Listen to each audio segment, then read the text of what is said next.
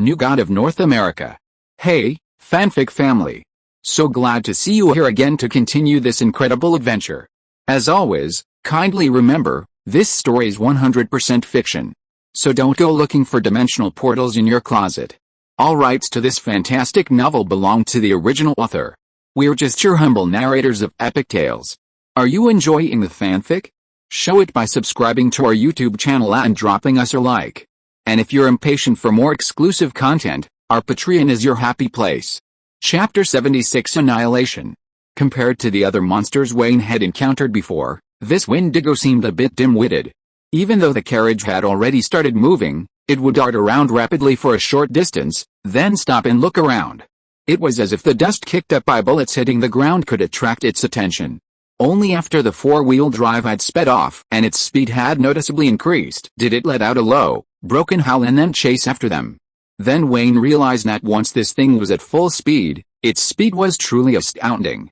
Although it still maintained its constipated rhythm of moving rapidly for a while and then stopping to pause, the shortest distance between the Wendigo and the four-wheel drive was clearly decreasing.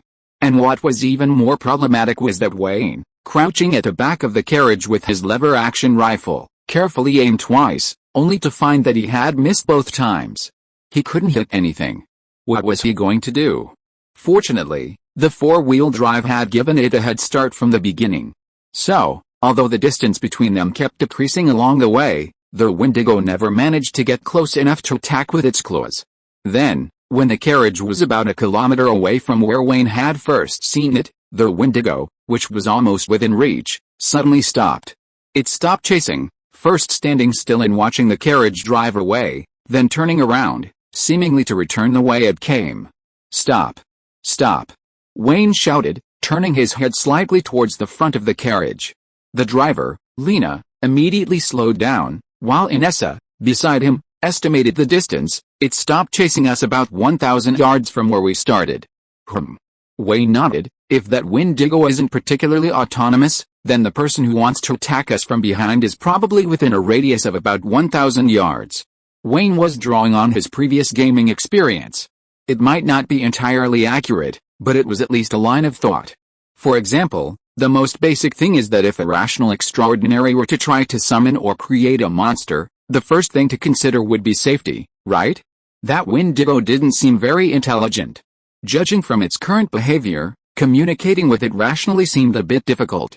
But it didn't seem like a completely mindless, purely mechanically controlled thing either, otherwise, it wouldn't have any unnecessary actions like observing or howling. So Wayne guessed that it had a certain degree of independent judgment and could accept simple commands. It might be something like a wild beast or an artificially intelligent being. If it was really like taming a wild beast, then there would be a cage or chain, as well as food and a whip. Inessa and Lena also initially agreed with Wayne's guess, but Inessa's considerations had now entered the practical stage. This scope is still too broad. There was no way to attack the monster and its manipulator at the same time. If we go back into the monster's range, it's too fast and its reactions are too quick. It can dodge bullets, making it difficult to deal with. "Then I have an idea," Wayne said, firing a shot at the rear of the Wendigo that was returning. Bang!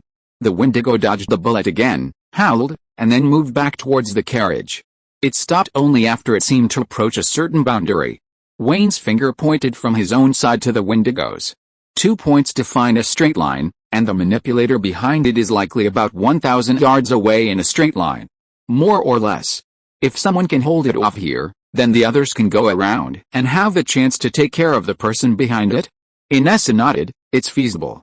But at the very least, the person who goes around to ambush it has to bear the risk that the monster might turn back to protect its controller." Wayne fired another shot in the direction of the Wendigo, continuing to lure it away, then volunteered, "That guy's stealing from my house. I'm going to ambush him too." Lena also volunteered, "Inessa, you can't get hurt right now. Stay here and keep it occupied. I'll go around from the other side."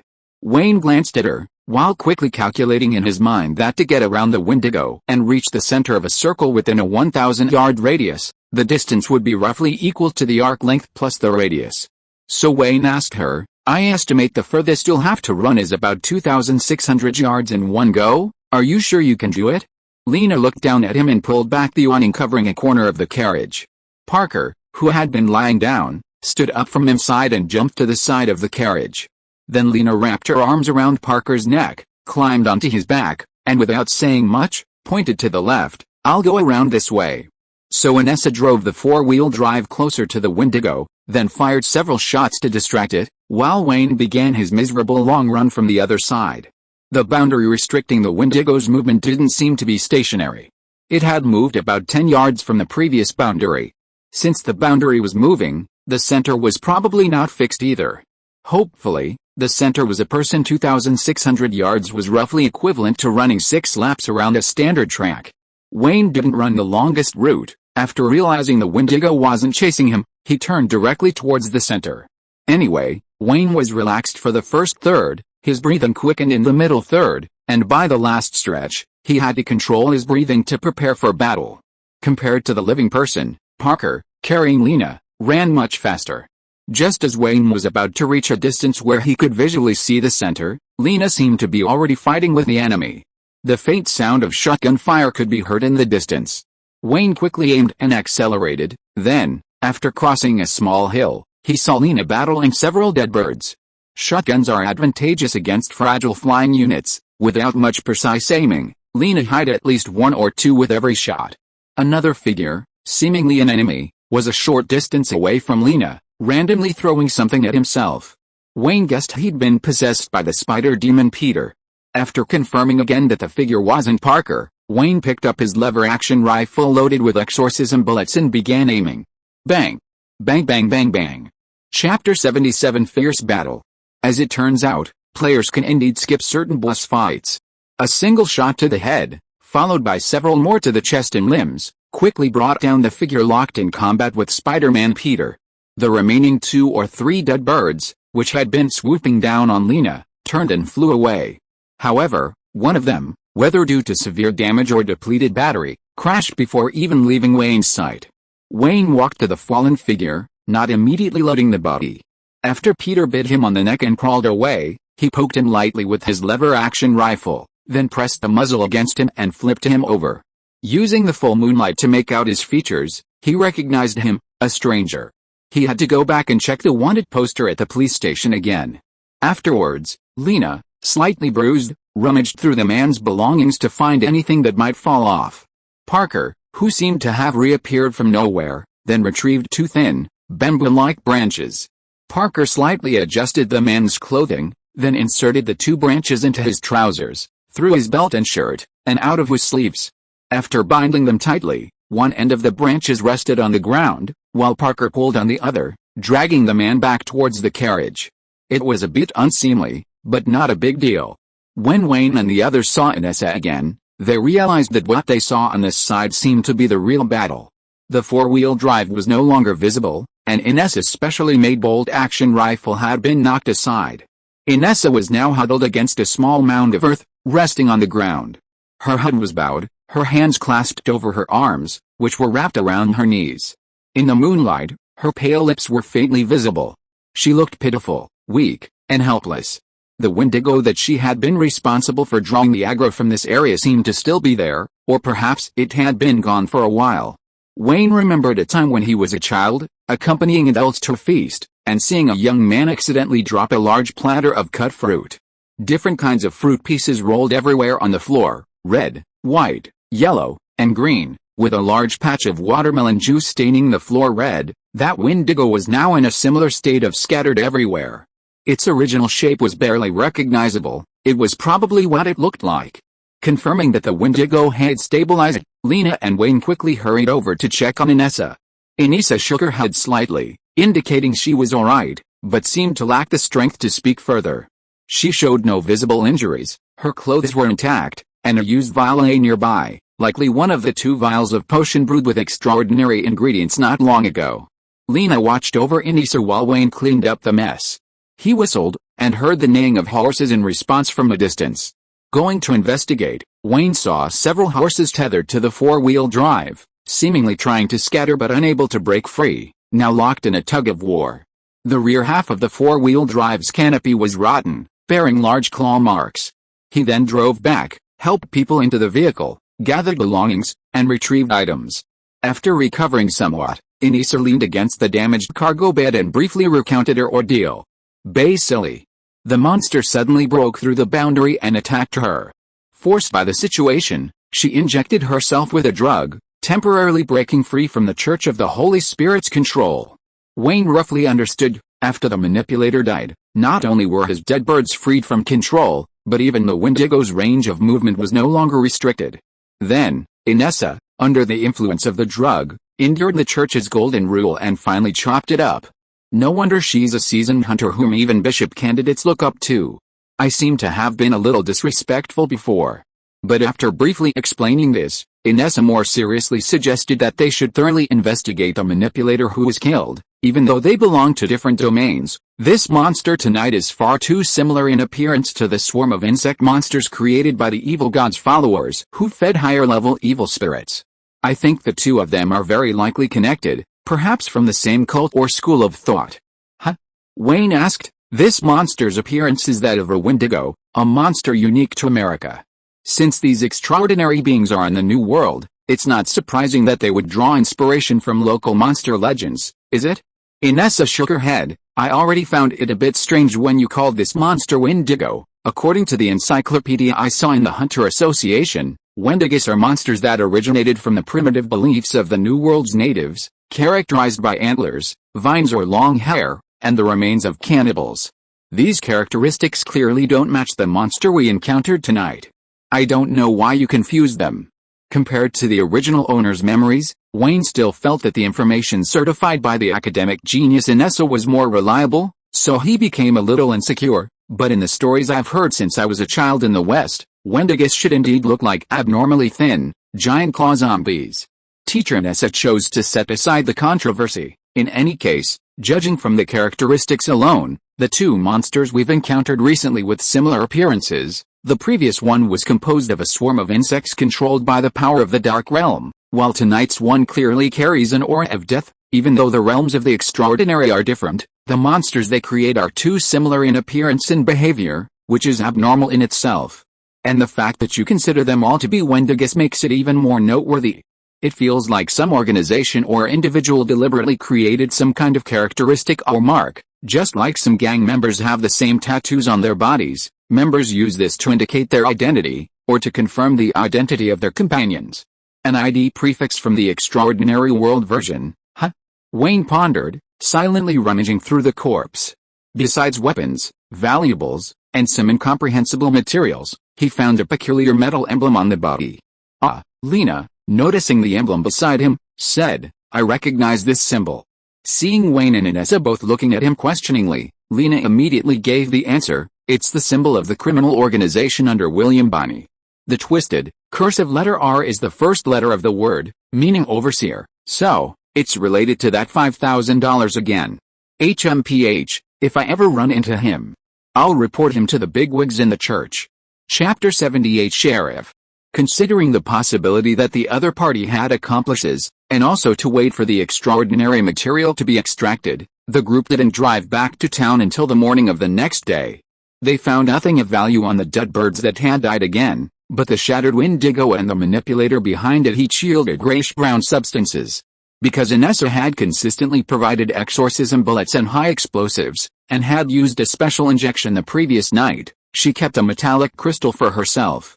Wayne and Lena then split a walnut-sized brain, with Lena feeding it directly to Peter. Based on Wayne's previous investigation, the manipulator should also have a carriage, meaning he might have more valuables. However, after circling the scene several times without finding anything, they had to give up. When the four-wheel drive returned to town, half of the shed was broken, so the manipulator's body was propped up by two thin branches and stuck at the back of the carriage to block the wind. It looked quite intimidating. The stranger who had been spreading rumors with Wayne in the tavern earlier, seeing Wayne's flamboyant demeanor, was somewhat impressed and asked from the roadside, "Is this some famous wanted criminal?" Wayne, sitting by the carriage, displayed his badge and leaned over, shaking his head. "SHH. He's an out-of-towner who came after receiving news, intending to rob gold prospectors. So you must keep the discovery of the gold mine a secret. Only tell your closest family and friends." The other man was taken aback. "The news has already spread? There are already out-of-towners here." Wayne's expression was serious, After all, it's something that can make a fortune. Who wouldn't be tempted? So those who act first are more likely to get rich. Whether the other man was tempted or not, Wayne didn't know. But after the carriage started moving again, Lena was definitely tempted. She practically shoved her head into Wayne's face. Did they really find a gold mine? Where? Wayne gave up. Weren't you there when I tricked him at the bar that day? Why are you asking now? Why would I eavesdrop on you two stinky men chatting? But Lena had already caught a key point. So you tricked him, huh? Then she asked curiously, why did you trick him? Wayne shook his head. Can't say, I'll get fined if I do. Ugh. Although Inessa said that the manipulator's physical characteristics didn't match the existing wanted posters at the police station, Lena was still persistent. So their first stop was still the police station. As usual, Wayne wrote a case report and gathered some documents, leaving Lena to work outside. Inessa seemed to have recovered, but probably not fully, so she sat quietly waiting for the two of them. After finishing his work, he dragged Lena away, and finally, the four-wheel drive took the two of them back to rest. Wayne finished the small half-eaten brain he'd picked up from the Wendigo platter, his 10 dogs credited, his blue bar slightly increased, but he felt neither sad nor happy. Then he rode his little chestnut hat and continued strolling around town. A sheriff's job might involve a lot of idleness, but it couldn't be inconspicuous. So, Wayne's recent habit of occasionally bringing back thugs and casually wandering around town made the townspeople think he was doing his job well. And doing it quite well. Passing the town hall, the mayor had Wayne summoned to his office. The topic of conversation was the plan to replace the town with a new sheriff. The mayor handed Wayne a small glass of brandy and sat down on the sofa to chat. You've been quite active lately, and your qualifications and abilities as a sheriff have been recognized. Since you're going to attend George and Anna Academy in Virginia, why not start thinking about the next sheriff soon? George and Anna Academy, located in Virginia on the east coast of the New World, is one of the original 13 states of the United States. To be more specific, Washington, D.C., the capital of the United States, is actually within the territory of Virginia, though not under its jurisdiction. The town sheriff couldn't possibly let someone who had crossed half the map of America to attend the academy continue indefinitely. After receiving his acceptance letter, Wayne had anticipated that he wouldn't be sheriff for long, which was why he'd been willing to fulfill his duties as sheriff whenever he had free time. He just hadn't expected it to happen so quickly. The mayor took a sip of brandy. I'm not asking you to resign immediately, there's still some time left. As for the specific successor, have you considered recommending anyone? You know, because you and Benjamin have both done a good job, your recommendation for sheriff carries some weight. Wayne didn't think this was a subjective question, so he asked directly, Mayor, do you have any suggestions? The mayor swirled the glass in his hand. Personally, I certainly hope you can continue. When the town is upgraded to a city, becoming the first city police chief would be a good qualification. Unfortunately, judging from the timeline, you probably won't have graduated by then, so it's probably too late. The mayor said this, then turned to look at the map of America on the wall. As for other candidates, Mrs. Taylor recently intended to donate some funds to establish a small charitable foundation to support outstanding college students in the town. Mr. Greenspan, he's recently been confessing his involvement in a small-scale Evil Gad organization and wants to contribute more to the town. So he plans to bring Mr. Stern along to invest in the town's future steam train station, hoping to get steam trains running directly to the town as soon as possible. Personally, I think their suggestions are all pretty similar, but I slightly favor young Taylor. However, who you ultimately recommend depends on your own political leanings, Wayne. On one hand, there's direct funding for his studies, on the other, there's pushing up land prices, the corrupting influence of money. Wayne noticed the mayor mentioning political leanings and thought for a moment, then let's recommend young Taylor. He's a veteran who grew up in the town and knows everyone. He's currently the manager of the mines and has plenty of manpower. He should be a good fit as the successor sheriff. The mayor nodded.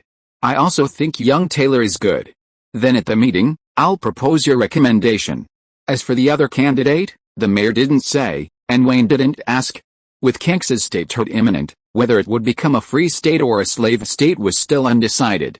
However, even strangers were starting to spread rumors in the taverns. Just in case, it would be safer to place the sheriff position in someone one knew better. Chapter 79 Bookstore. George and Anna College is named after King George III and Queen Anna II of Windsor, who initially approved and funded its establishment. Founded during the Old World colonial period before the independence of the United States, it is considered historically significant among higher education institutions in the New World. After officially becoming a university, George and Anna College now comprises 4 schools: the School of Languages, the School of Theology, Philosophy, the School of Law, and the School of Arts and Sciences. As a descendant of the April Grass and from a Puritan family, Wayne could have been directly admitted to the theology school.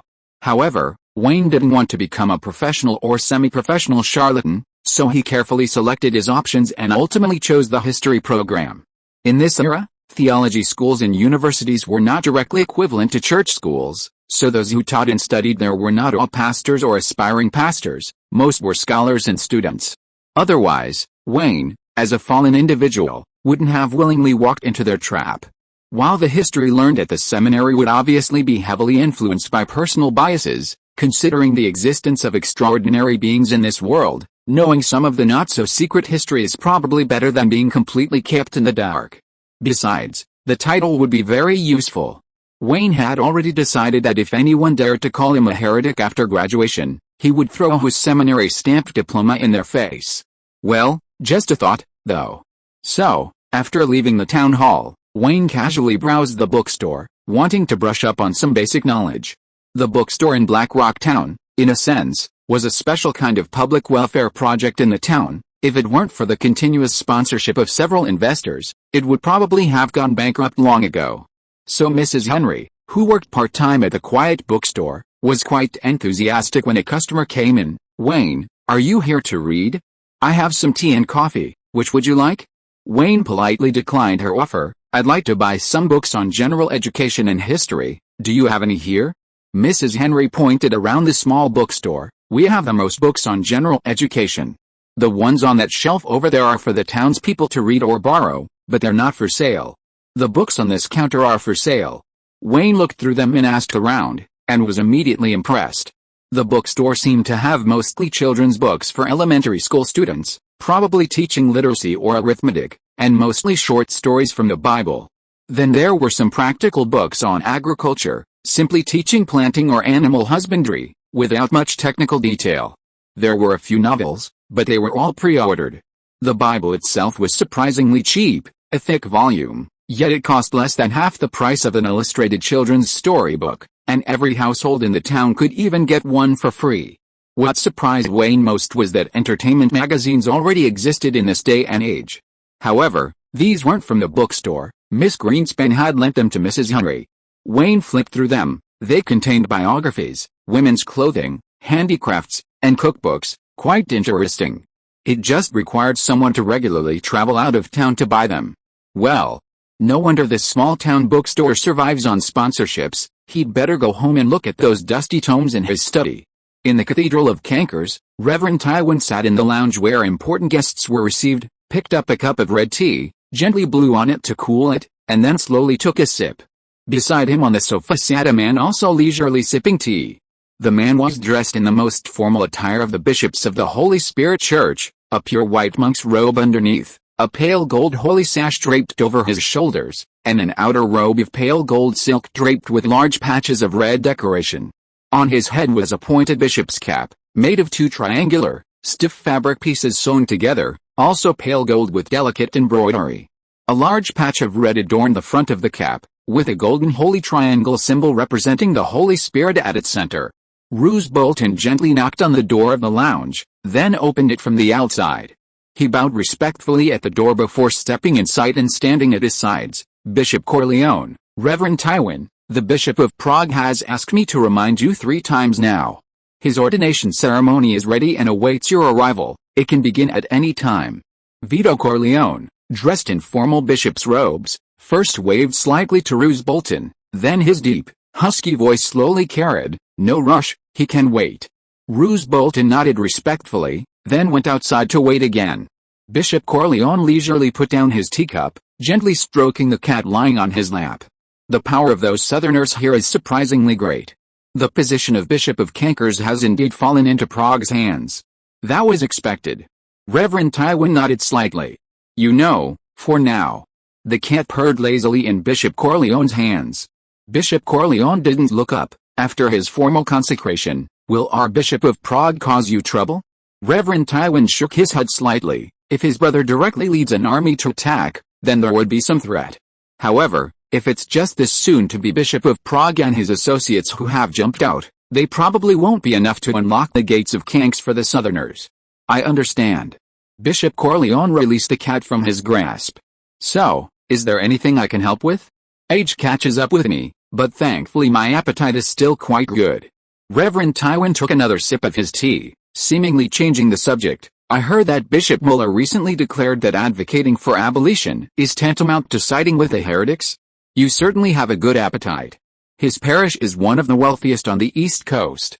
Bishop Corleone then nodded. Let's stabilize Kanks first. As for Bishop Muller, I believe we can give him an irresistible reason to personally recommend you to take over his parish. Reverend Tywin remained non-committal. In that case, Your Excellency, why don't we head over first? Don't keep the other bishop waiting too long. Indeed. Bishop Corleone slowly rose to his feet, then leisurely straightened his ornate robes. We must get close to both friends and enemies, only then can we truly understand him. Chapter 80 The Holy Scripture. For the original Wayne, the study was a truly terrifying place. And the current Wayne, after opening the long-sealed study and rummaging through it for a while, indeed experienced the same terror. Mr. Constantine, in his lifetime, was a Puritan, politician, and doctor of law. Therefore, besides books related to the Bible and various serious literary and philosophical works, his study was filled with a vast collection of law books. Just flipping through a few pages was enough to give anyone a headache. The laws of the United States are particularly complex. The federal government and each state have their own constitutions, laws, and ordinances. Furthermore, each county or town has its own local laws and regulations. For example, something that might not be illegal in one state might be a felony in another. Even more terrifying is that the American legal system is inherited from the Kingdom of Windsor and is a form of common law. When judges adjudicate cases involving violations of the same legal provisions, unless there are exceptional circumstances, they generally need to make judgments based on existing precedents. In other words, besides being familiar with basic legal texts, legal professionals also need to collect and understand a vast number of precedents. They not only have to memorize the texts but also write down the exercises. Anyway, Wayne roughly flipped through the law books on the bookshelf in his study and felt that bullets were more effective. So, in the end, he could only pull out the thickest-looking book, the Holy Scripture, and take it to the living room, making do with it as a history book. Theoretically, the original Wayne, having grown up in a believer's family, should have been basically familiar with the contents of the Holy Scripture. But in reality, after being exposed to it from a young age, the original owner didn't really memorize the content. So now, when Wayne flips through the Holy Scripture, the contents actually feel quite novel. Some things attract people gradually. Once you accept the premise, it seems to start to become interesting. The so-called Holy Scripture is similar. If you disregard the religious elements, it's essentially a collection of myths and fables, along with some anecdotes of famous figures and classic quotes, as well as various inspirational and philosophical sayings that seem applicable to all sorts of real-life situations. Some of the stories and anecdotes are actually quite interesting. By the time dinner was ready, Wayne had skipped all the inspirational quotes and religious admonitions and had already followed the plot directly to the Last Judgment segment. It's unclear why, but many different religions seem to share similar concepts like end of the world or apocalypse. The Holy Scripture, revered as a classic by both the Holy See and the Church of the Holy Spirit, is no exception. According to it, a cataclysmic disaster will inevitably befall the world sooner or later. Then the world ends, and everyone who was meant to return to the Holy Spirit returns, while those destined to vanish into nothingness simply vanish. Wayne had seen similar storylines countless times in his previous life in modern society, watching movies and playing games. As he turned the pages, he felt he had a general idea of what would happen next. The next page would probably show the Holy Spirit displaying divine power and performing miracles. And then peace and tranquility would be restored to the world. Wait a minute. The next page is blank. After telling the story of the Last Judgment, the story in the Holy Scripture just ends there. Are they just going to let the real world be destroyed without even trying to save it? At least give us a happy ending like saving all living beings or rebuilding the Ark. Wayne returned to his study and flipped through several other versions of the Holy Scripture. He found that while other parts might differ, the ending of the Last Judgment was almost identical in all versions. Disaster struck, and then everyone perished. What a terrible ending. Just then, Lena seemed to be banging on a pot at the kitchen door, signaling that Chef Parker had prepared dinner. Wayne put the several copies of the Holy Scriptures he had taken out earlier back on the shelf, left the study, and went to eat. Then at the dinner table, Wayne couldn't help but ask his question, why does the story in the Holy Scriptures end at the Last Judgment? Are there any sequels or other versions of the ending in the accounts of other sects or extraordinary beings? Inessa seemed uninterested in such stories, simply shaking her head and eating. Lena, however, thought for a moment. According to the Church of Truth, doomsday is actually a disaster brought about by the Holy Spirit. But you definitely won't see this in the Holy Scriptures. Besides, the term end is essentially the end. Anyway, in the doctrines of the Truth Church and the Life School, the gods will fall one by one when the end comes. That's basically how everyone makes it up, and I don't think there's anything wrong with it. Wayne seemed to understand, then started to let his mind wander. I wonder if we could continue the story ourselves? At least make up an ending like the disaster is over, and the world is restored to peace or something. That way, it won't seem so tragic. If you add to or tamper with the Bible without permission, be careful you don't get arrested by the church as a heretic. Lena said, while making a provocative face, and you actually said that believers return to the Holy Spirit at the end of the world is a tragic ending. You fake believer, you've finally given yourself away. Wayne played along with her nonsense. This is academic research spirit, okay? All the students from our seminary are like this. You? A seminary? Lena looked puzzled. Your town actually has a seminary? Wayne then briefly told them about his acceptance into George and Anna Academy. Lena and Inessa both seemed a little surprised. Inessa asked, when are you leaving for school? Since it's on the way, I can take you to the nearest Hunters Guild to complete the registration. Wayne thought for a moment. There's still about 6 months until new student registration. At the earliest, I think it will be at least another 2 weeks before I'll leave. And we still need to complete the sheriff's departure and appointment procedures first. Okay, Inessa nodded. Once you confirm the time, we'll go to Kank City first. Chapter 81 Busy. That evening, upon receiving the news, young Taylor arrived by carriage. There are many styles of handover between elected officials in a small town, and Taylor's was the typical tavern style. As soon as he pulled Wayne into the tavern, Taylor, mimicking Wayne's usual manner, first let out a loud whoosh, then waved dramatically, immediately attracting everyone's attention.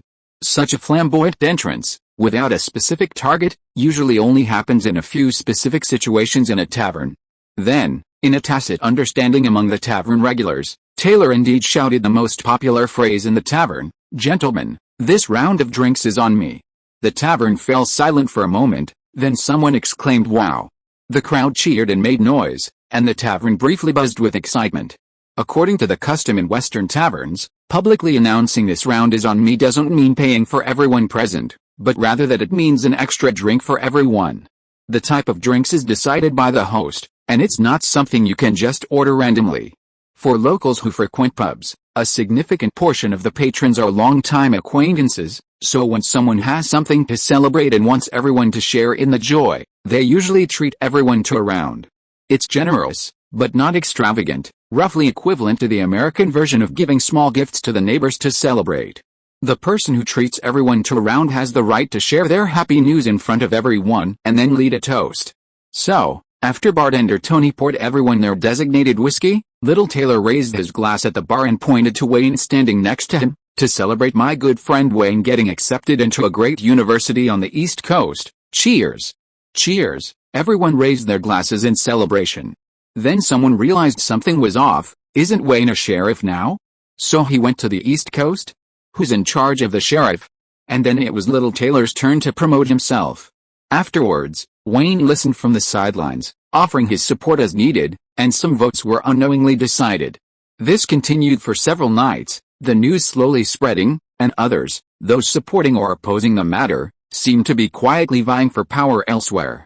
Finally, the town's councilors formally nominated their candidates at the town council meeting, and then organized a vote among the townspeople. When the election results were announced, young Taylor was successfully elected and officially took office a week later. However, the name that came in second in the vote struck Wayne as somewhat intriguing, William Greenspan, with 42% of the actual votes cast. His vote share was second only to young Taylor's 55%. Such a sudden surge in votes suggested that he must have secretly worked hard behind the scenes. Wayne patted young Taylor on the shoulder. "Good luck. It seems that after offending your future father-in-law, you've now offended your future brother-in-law. It's likely that none of the bride's family will attend your wedding." Little Taylor shrank back. No.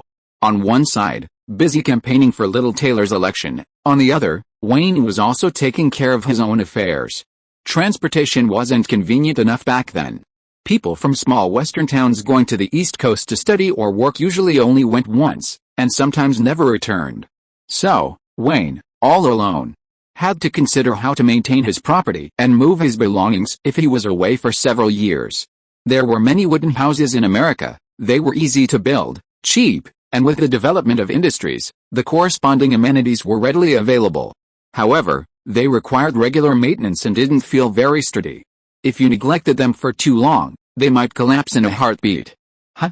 You're going to entrust the management of the house to the mayor? Have him arrange for someone to maintain it regularly? Lena asked. Can't you leave it to me? I can come to Blackrock Town regularly and help you find someone to maintain the house. That way, I'll have another place to roam in the West, like 2 safe houses. Lena's question only reminded Wayne. Oh right, he almost forgot. He still needed to find a chance to take the 2 girls with him. So that day, while painting outside the bathroom, Wayne was giving Lena a pep talk. Look at us now, we're living off bounty hunters. Although the bounties are sometimes high, overall, we only get paid for what we do. If one day we don't get any bounties, our income just stops. It's not stable at all. So we might as well change careers as soon as possible. Let's go to the East Coast and look for opportunities to invest and develop our business. If that doesn't work out, we can come back and develop our town. If we succeed, we can make money without lifting a finger. That's the real path to wealth. Lena's gaze was disdainful, seeing through Wayne's scheme at a glance. HMPH, trying to trick me into following you? You're going to the East Coast to study. What can I do there? Be your bodyguard? Lena remained unmoved. Wayne thought for a moment, finished painting, and then took Lena to handle other matters. One was the authorization for short-term land leases. Wayne owned several thousand acres of land, some in crucial locations. For example, once the steam train line reached the town, the land near the station would soon be ready for its first round of monetization. It couldn't remain idle. Therefore, Wayne needed to authorize the mayor to negotiate short-term land leases on his behalf. These were short-term leases, without transferring ownership, and the authorized lease term couldn't exceed 5 years. The rest would be dealt with upon his return. Lena seemed thoughtful. The other matter was finding business opportunities on behalf of the large landowners. Kansas was currently primarily an agricultural and livestock-based state, with wheat and beef as its main exports. These commodities were usually easy to sell, but they didn't always fetch the best prices. Virginia, where Wayne was going, happened to be one of the wealthiest states in America, so the large landowners entrusted Wayne to find merchants with demand. As long as the supply and demand sides can directly connect, both parties' profit margins have the potential to increase, and Wayne can also earn commissions. Lena was very tempted. Wayne, at this moment, acted like a wealthy landowner. As you can see, the main problem is that I have to focus on my studies on the East Coast, and I can't handle many things personally. I might need manpower. If all else fails, you can name your price, and I'll pay you a guaranteed salary as a bodyguard. But you need to think it through. If you take a salary, you'll only be an employee. Only if you don't take a salary will you be a partner and enjoy profit sharing. Lena chose the option that might allow her to get more money. Lena was relatively independent, so things were easier for her. Inessa, on the other hand, seemed to be a bit more complicated. If you are listening to this novel on a channel other than Fanfic World, it means it was downloaded and re-uploaded without effort. We warmly invite you to visit our channel, Fanfic World. There you will find the original version of this story and many other novels of various genres. We look forward to seeing you dive into a world of incredible novels. Chapter 82 Departure. Wayne went to the church and chatted casually with Pastor Hack for a while. Inessa's situation was relatively rare even within the Church of the Holy Spirit. She was one of those fallen individuals whose crimes weren't particularly heinous, who possessed outstanding skills, maintained a relatively good reputation, and whose harm couldn't be too great, the kind of outside prison privilege only they could enjoy. Therefore, Inessa initially came to Blackrock Town with him, both to assist Pastor Hack in his investigation and as part of the church's unofficial armed force. The reason Inessa cooperated was simple: the sentence the Church of the Holy Spirit had given her wasn't short or particularly long. Moreover, it could be offset by exchanging contribution points. Escape wasn't worthwhile. If she actively sought to reduce her sentence, she could probably endure it for a few years. Therefore, provided Pastor Hack was easy to talk to, it might be understandable for Inessa to occasionally go to Kank City for a few days. But if she followed Wayne all the way to the East Coast, crossing half of America, that would be practically blatant border evasion. Not to mention Inessa herself, even Reverend Harkar and a whole bunch of people from the Exorcist Guild would probably be in trouble. So Wayne himself, although he really wanted to have the exorcist beauty from the Encyclopedia of Extraordinary Worlds as his personal grandpa, it seemed quite difficult, and Inessa didn't have a compelling reason to escape, so it was probably going to be a long shot. At most, he could ask Roose Bolton, Reverend Tywin's subordinate, if there was any compromise or workaround. If all else failed, he would always come back in a few years. As for why he wanted to go out and explore, the reason was simple. In a country like America, finding a way to accumulate more capital was a life path that seemed unlikely to go wrong. Before the steam train line was completed, the situation in the town wouldn't change much, and Wayne wanted to go out and see the world, and also see how far he could go with some initial capital. After leaving the church, Wayne made a detour to the bank and exchanged some banknotes that would be accepted on the East Coast. Then, the total investment capital and living expenses Wayne planned to take with him exceeded $6,000. The Constantines were a Puritan family and didn't live extravagantly, so they didn't have much cash savings. They had mostly converted it into land, stocks, books, antiques, liquor, and the like, most of which were now locked in Wayne's cellar or a safe within it. Uncle Benjamin had earned quite a bit of bounty, but he was rather extravagant with his money, often displaying a rather generous side, and was the type who couldn't even hold on to any savings. Therefore, assuming Wayne didn't currently intend to sell any of his assets, this $6,000 was indeed all the cash he could immediately take with him. Anyway, this is roughly the initial investment. We'll see how much we earn. If we lose, we'll still have possessions and land back home, so we won't go bankrupt from a single gamble. Besides, Wayne has to take this money with him. These days, while local deposits, withdrawals, and exchanges are relatively convenient, intercity remittances are still difficult. For example, Wayne can't deposit all the money into his account and then withdraw it there. At most, he can only exchange it for checks first and then cash them. However, checks are bearer instruments, just like banknotes.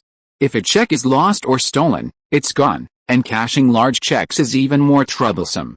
It's more convenient to just carry banknotes, they're less likely to be stolen. Then Wayne thought of Uncle Benjamin's little fan, bought some fishing rods and nets, and sent them to Mr. Stern's plantation for Will. He also went to Tecumseh's tribe to give his people a follow-up checkup. Finally, after a joyful farewell night at the tavern, the next day, Wayne, the two girls, and Parker arrived at the steam train station in a carriage driven by young Taylor. Because Inessa only planned to visit Kank City for a few days, she only brought one suitcase. Lena, on the other hand, always traveled light, so a backpack did all the work, and the extra suitcases were for Parker. Parker, however, wasn't packed in any suitcases. Instead, he was carrying a suitcase in each hand, just like Wayne. Even Lena had to help Wayne carry an extra package. Oh, damn it. Wayne, how much luggage do you have to take? Lena couldn't help but complain. Taylor was very experienced. After getting off the carriage, she set out the prepared small cart and stacked the boxes one by one. Wayne only has one box of his own. The rest are gifts from the townspeople. Some of them might be useful on the road or would expire if left too long, so we packed them in the boxes. We didn't bring the rest. Why are there so many? Lena didn't understand. When I first went out to study, it was the same. Most of it was food. Ah, I see. Taylor pulled out a piece of paper from her pocket and began to read. Uncle Sam gave you 10 pounds of dried beef. Tony gave you 2 bottles of single malt whiskey. Mrs. William gave you a large block of homemade cheese. They probably thought you would travel slowly by carriage like before, so they probably wanted you to eat on the way. Wow, why did the mayor give you such expensive cigars? I didn't notice before. There are some things that can't be eaten, like the pocket watch my aunt gave me and the small bag of gold dust Tecumseh gave me. Little Taylor folded the paper and stuffed it into Wayne's pocket. Anyway, you can look at it yourself later. You should be able to finish some of it on the way. The valuable gifts are all put together separately. Then he gave Wayne a hug. It's a good thing you don't like farewells and deliberately ran away, otherwise Mrs. William and the others would cry every time they said goodbye. Like a funeral, it would be too tragic. Have a great time at university. Don't fail to graduate. Thank you. Wayne and the others said goodbye to little Taylor, and after a whoosh of the steam train's whistle, it finally gradually accelerated and began to eat and drink. Before heading straight for Virginia on the East Coast, the first place Wayne and the others needed to reach was Kansas City, home to the Hunters Guild. Kansas City is currently the largest city in Kansas State, but it is not the capital of Kansas State. And what's interesting is that, why did you divide Kansas City in two? Lena asked, holding up a map. As Kansas City has developed, its actual territory spans two states. The older half lies in neighboring Missouri, while the other half, located within Kansas State, faces it across the river. Because state laws only apply within their own borders, Kansas City has been divided into what appears to be two separate entities. Chapter 83 Boundary. Contrary to popular belief, being divided in two by a state border was not a constraint on Kansas City's development. On the contrary, it was precisely this that made Kansas City so attractive, drawing many people and leading to its rapid growth. If we call the journey of free citizens, whose lives were not at their best at the time, from the old world to the new world to start a new life a painless crossing, then those who set off daily from Kansas City, located on the Missouri side, crossed the state border to explore land in the west, and returned to the civilized world at night to enjoy a good night's sleep, were essentially enjoying the pleasure of checking off their crossings every day. Now, there are even many people crossing in reverse. For example, some transactions are illegal in the civilized world, but in Kansas, which is not yet officially a state, there are no formal state laws to govern them. Therefore, people can cross a special street in Kansas City, going directly from the civilized world to the lawless land, enjoying certain pleasures and conveniences that, while perhaps not permissible, are not illegal. Anything not prohibited by law is permissible. This was one of the defining characteristics of the New World, the American Commonwealth, in this era. Therefore, the two parts of Kansas City were both integrated and clearly distinct. The smaller, more dilapidated, and higher taxed section, wild and free, belonged to Kansas State. The more than 3 times sized, relatively dull and more restrictive section, orderly and civilized, belonged to Missouri State. Whoosh! After leaving the steam train station and renting a carriage to reach the state border road in Kansas City, Wayne was doing something many childish people would do, repeatedly jumping around. Lena, with her arms crossed, sat in the carriage with a look of disgust, watching Wayne entertain himself, and couldn't help but urge him, "Have you had enough fun? We still need to find a place to stay." After being told this, Wayne and Peter the Spider exchanged a glance. Peter, meanwhile, was happily bouncing around behind Wayne. Both Peter and the Spider seemed to think the woman was being hypocritical, and simultaneously made a shrugging gesture. But regardless, serious business still needed to be done. After crossing the state border road in Kansas City, the group officially left the West and returned to the embrace of the civilized world. For Wayne, the first thing to adjust to was that he could no longer casually display his weapons. In the various regions of the United States outside the West, while carrying a gun wasn't necessarily illegal, casually displaying firearms was usually considered uncivilized. So Wayne hesitated for a long time, choosing between the armpit holster and the back holster given to him by Taylor, finding neither quite comfortable. But no matter how uncomfortable, the revolver holster hanging outside his belt was no longer usable. Not carrying a gun made him feel even more unsafe, so Wayne compromised slightly and ultimately opted for the armpit holster. While still inconvenient, at least it made him look like a good guy. Their first stop was the Cathedral of the Holy Spirit Church in Kansas City. That's right, they needed to establish connections first. After all, Inessa's situation was rather special. Establishing connections first and then moving freely within the city would be considered a borderline official business trip or investigation trip. But if they moved freely first and then tried to establish connections after being discovered by the Holy Spirit Church, it would likely be considered laying down arms and surrendering or turning themselves in. Although from a secular perspective, Kansas City was divided in two from the beginning, in the eyes of the church, Kank City had always been within the same grand diocese. The Cathedral of the Holy Spirit Church in Kank City, also known as St. Freeman's Cathedral, was a cathedral under the jurisdiction of the Holy See of the Old World before the formal independence of the American Federation. Therefore, the history of this cathedral even predates Kank City itself by several decades. It's said that construction took nearly a century, albeit intermittently, to complete, and its grandeur is immense. Standing at its entrance and looking up, one almost has to twist their neck to see the sacred triangular emblem atop its spire. A little further in, a palpable sense of sacredness washes over Wayne. It's the cathedral's main hall, with its soaring dome and ornate decorations. It's said to be able to accommodate 1,200 worshippers receiving sermons simultaneously. During elections, gubernatorial candidates would come here specifically to campaign. At first glance, the cathedral seemed empty. After Wayne followed Inessa inside, only a nun greeted them, inquired about their purpose, and then led Inessa to a small room to verify her documents and register. Wayne then idly admired the exquisite murals and decorations in the hall when a voice rang out behind him, "Mr. Wayne? The sheriff of Blackrock?" Wayne turned around and saw it was Roose Bolton, the head of the Kank City exorcism department he had met before. After confirming Wayne's appearance, Roose Bolton approached him. "Mr. Wayne, are you here to see me?" He seemed to be confirming whether Wayne was there to fulfill a request. Wayne shook his head initially. "Not yet.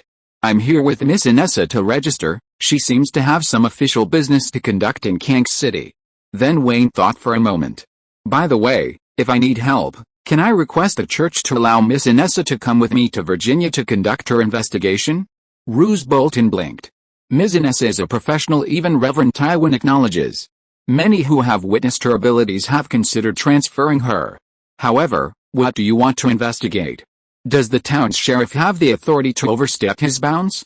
"Tisk. You came a bit too fast. I haven't even had time to think of a reason yet." So Wayne chose to change the subject, mentioning his plans to study on the East Coast while taking the time to come up with an excuse.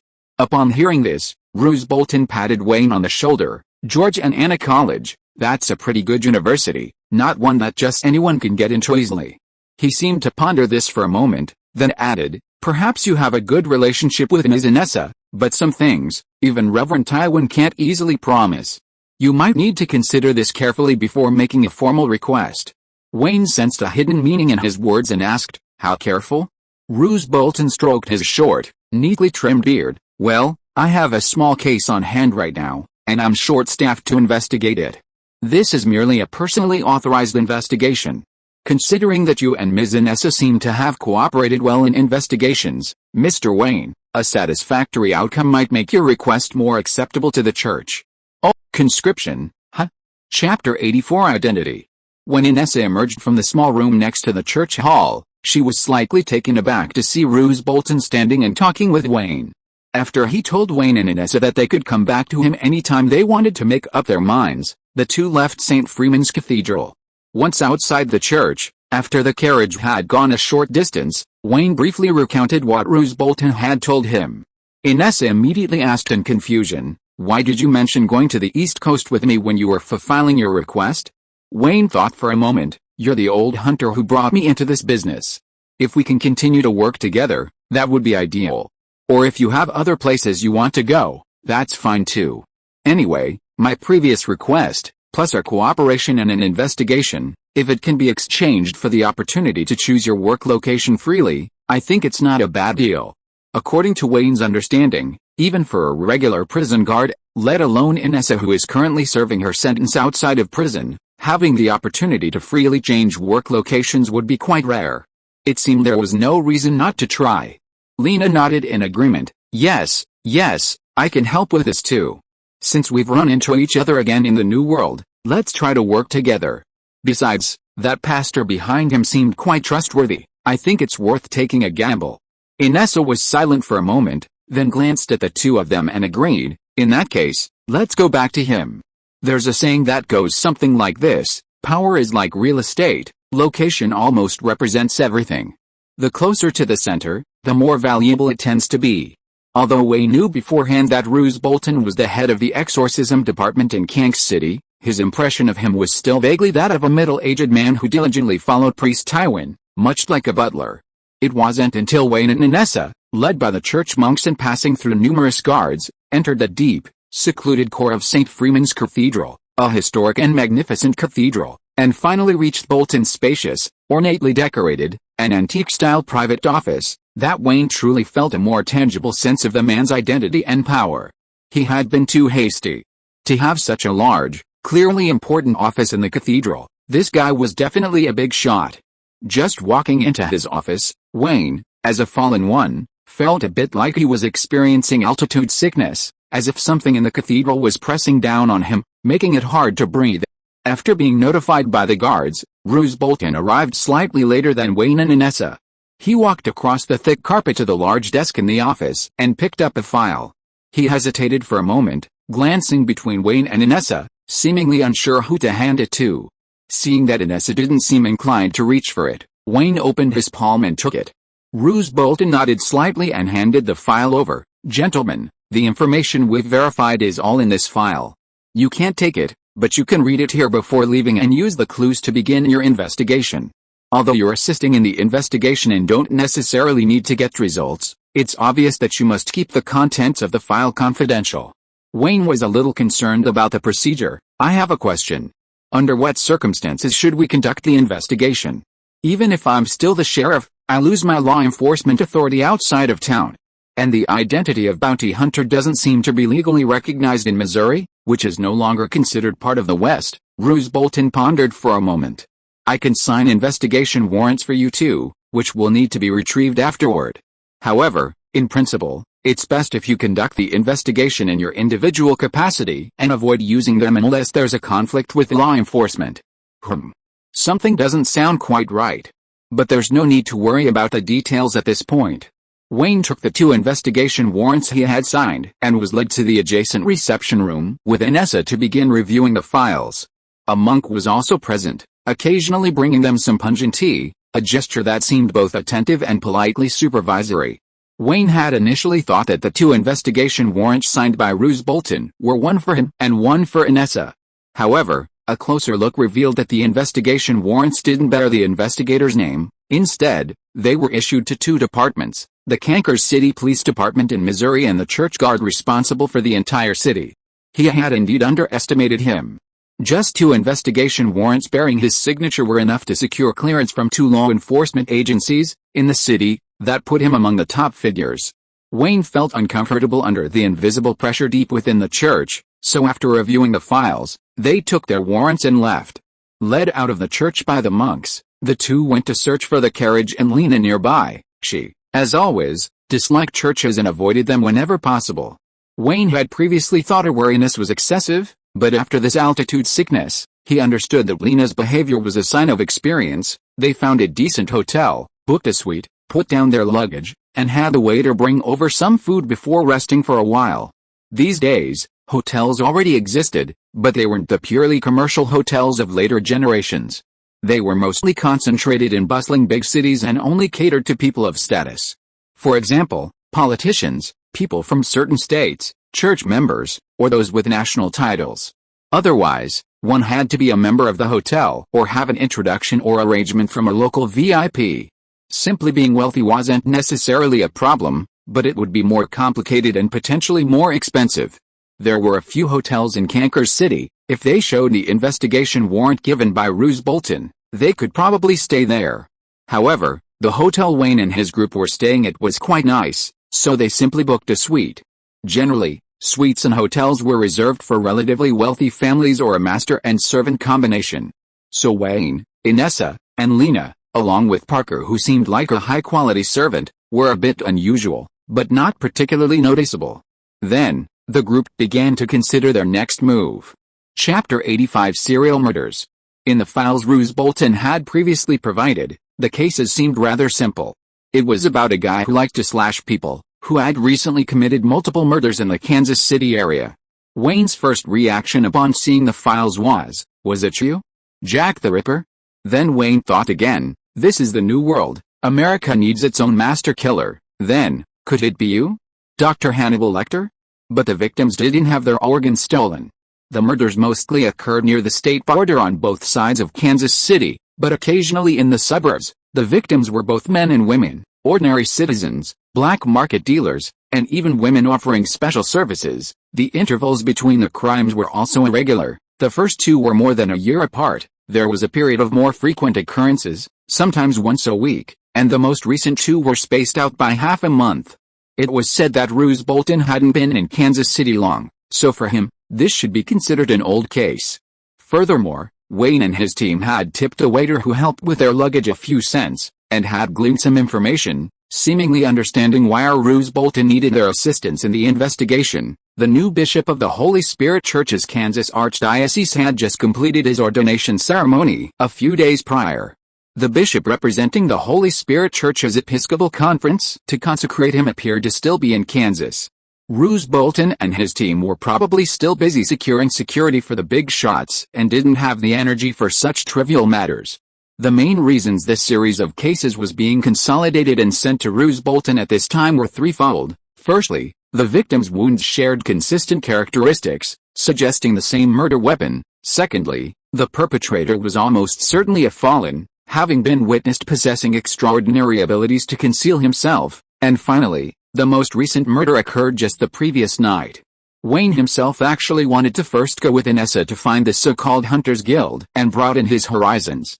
However, as a modern person with years of experience watching crime dramas, he also knew better than anyone that the sooner they arrived at the scene after the crime, the more useful clues they could obtain.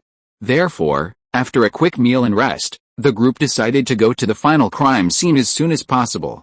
They packed particularly valuable items into backpacks and carried them with them, leaving the rest at the hotel for Parker to watch over. The crime scene was in an alley behind a bar. Thanks to the general awareness of criminal investigation in this era, when Wayne and his team arrived, the scene had already been cleaned up. It was even with the permission of the police officers. So, based on the description of the scene in the case file and Inessa's confirmation, the three could only barely reconstruct what the scene looked like. The victim had probably drunk a lot of alcohol and was leaning against the wall vomiting when the murderer came over and slit his throat. Inessa first gestured to the wall next to her, then pointed to the ground. There should have been a significant amount of blood between here and here. And this area also has blood stains. It matches the crime scene investigation records. The description of the victim's body in the file was similar. The body was lying next to a pool of blood, clutching its neck, showing signs of a brief struggle, with vomit stuck to its body. However, there were no signs of a struggle. The victim's belongings had likely been briefly searched, but not thoroughly. A bunch of coins in the pocket were still there, including some gold coins. Compared to a so-called murder, this felt more like a swift and decisive execution. The target was clear, and it didn't seem like the kind of thing done for pleasure. Then Wayne and his team went to the bar and questioned the bar's owner? Anyway, someone who seemed to have influence in the bar. Faced with the questioning, the man, his neck flushed with drunkenness, immediately asked, "Who are you? Why are you asking about a dead man?" Inessa seemed momentarily speechless, while Lena looked ready to improvise. Wayne, quick-witted, spoke first. "We're private investigators hired to investigate this murder." With years of experience living in small western towns, Wayne knew how to deal with these simple, honest folks. He then revealed the top of his investigation warrant, concealing its contents. "We've obtained police permission and hope you'll cooperate. We'll keep this confidential. It won't affect your business." The man slammed his beer mug on the bar. "I've already spoken to the police. The deceased was named Luke, a drunkard and gambler. He seemed to have made a small fortune last night, probably showing off at the bar before being robbed. It has nothing to do with our bar." Wayne nodded, noting it down in his mind. "He made a little money? Did they say why?" "How would I know?" The other man took another gulp of beer. "Probably won a game somewhere, or got his hands on some good stuff. He occasionally disposes of some trinkets of dubious origin. Maybe he's dug up some out-of-towner's grave again. To be honest, elaborate burials aren't common in America these days. You can't find much of value in ordinary graves." Wayne asked a few more questions. The bartenders didn't seem particularly familiar with the deceased, so the group headed to the deceased's address listed in the file. It was a dilapidated little wooden cabin in a relatively secluded spot, practically a detached house with its own small yard. The bartender's accusation of grave robbing wasn't entirely unfounded. Even before reaching the cabin, a mixed odor filled the air. This was a fairly typical dwelling for a single, unemployed person. Various junk piled up to one side, along with digging tools, suggesting a lack of serious care in their life. However, there were still quite a few relatively decent clothes hanging to dry in the yard. The origin of these clothes, however, was questionable. Around what appeared to be the bed area inside, there were many women's garments, stained and emitting a strong odor. Some stains looked like they'd been added on by a living person, while others seemed to have originated from a dead person. Lena, covering her nose, quickly surveyed the cabin and made her initial assessment. All the things in his house combined don't seem to be worth as much as the cash you mentioned in the case file. It must be related to his recent windfall, right? Inessa, who had already covered her face with a handkerchief smeared with the medicine, nodded in agreement. I just don't know what he discovered. Chapter 86 Casinos and Counterfeit Money. The next stop was to follow the existing information in the case file to find clues at the casino frequented by the victim. It wasn't dark yet, not the busiest time for the casino, but the interior wasn't very well ventilated, so it was still a dimly lit, smoky place. The casino manager was clearly not as easily fooled as the bar manager. After Wayne reiterated that they were private investigators, the manager immediately pressed, "Which detective agency?" Wayne made up a story. "Wayne Detective Agency. Never heard of it." The manager waved his hand, and several burly men surrounded them. "Give them a good beating, let them know they shouldn't come back, so they don't interfere with our business." They formed a flanking formation and advanced.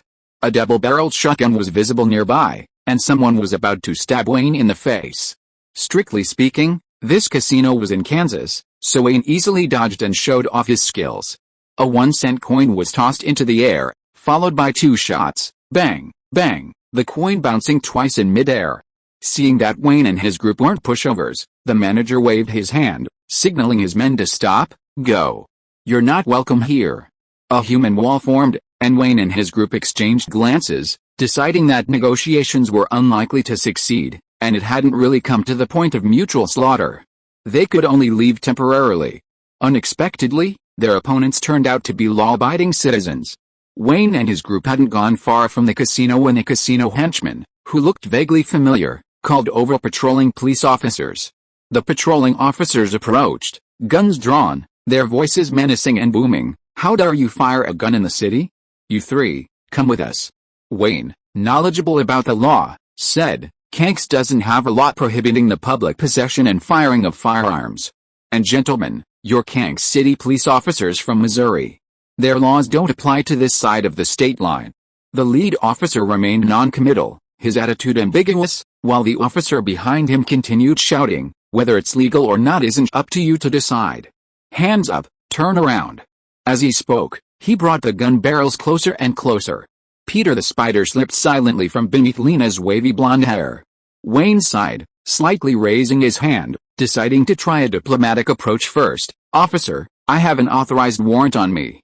If you allow, I can show it to you." "What bullshit warrant? Never heard of it." The accompanying officer cocked his gun and moved closer. "Exactly. You're clearly out-of-towners looking to cause trouble," the casino's henchman chimed in. The lead officer, after hearing this, gestured for them to pause, while simultaneously gesturing for Wayne to proceed. A warrant was handed over, then unfolded. The officer glanced at it casually at first, then his gaze suddenly focused on the signature on the paper. Then the lead officer reviewed the investigation warrant again from beginning to end, pulled back the other officer who had been leaning forward, and smiled at Wayne. "No problem. Our police will assist you in the investigation." "What?" One of the accompanying officers reacted quickly, turning to the casino staff with a stern face. "Did you hear that? Go back and inform them to cooperate with the investigation." After returning to the casino, Wayne and his group were invited to a private room. Someone even brought them whiskey. The casino manager sat on a short sofa nearby, his attitude amiable and his words subtle. "You gentlemen just said you were from which detective agency?" "Wayne Detective Agency?" "Yes," Wayne responded, casually adding to the background, "Wayne National Detective Agency. A law-abiding private organization that assists relevant departments in handling cases, specializing in assisting investigations of various interstate cases." Wayne deliberately mentioned interstate to avoid the law-abiding citizens on the other side suddenly bringing up the boomerang of law to slap him in the face. The other person seemed to side up a little straighter. "Is there something we need your cooperation on?" Wayne didn't mince words. "Let's talk about Luke. I heard he visited this place last night? The casino manager's expression turned slightly resentful. Yes, Luke did come last night. And like before, he lost quite a bit of money. The manager waved his hand behind him, and a subordinate handed over several banknotes. Sir, take a look. We were planning to look for him today, but who knew he was already dead last night? Banknotes in those days were printed by the banks themselves, and their shapes and sizes weren't entirely consistent, and the anti-counterfeiting measures were far less sophisticated than in later generations. But these few that were handed over were clearly fake. Although they looked authentic, a slight twist of the paper revealed that a $10 banknote couldn't possibly be printed on such thin, low-quality paper. A closer look also revealed that the printing quality didn't hold up to close scrutiny. The manager seemed somewhat self-deprecating. When the casino is bustling, it's impossible to check every single banknote on the spot.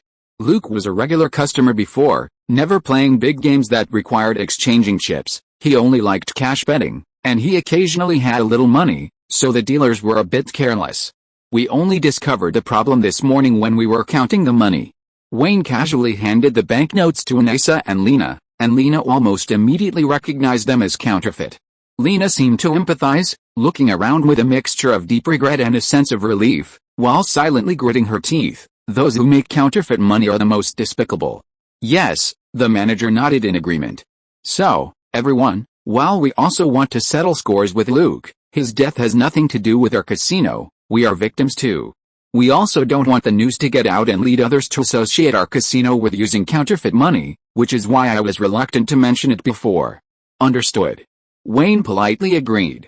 At that moment, someone called the manager out for a moment, and when he returned, he asked Wayne and his team if they had finished verifying the counterfeit banknotes, explaining that the casino would be taking them back for destruction.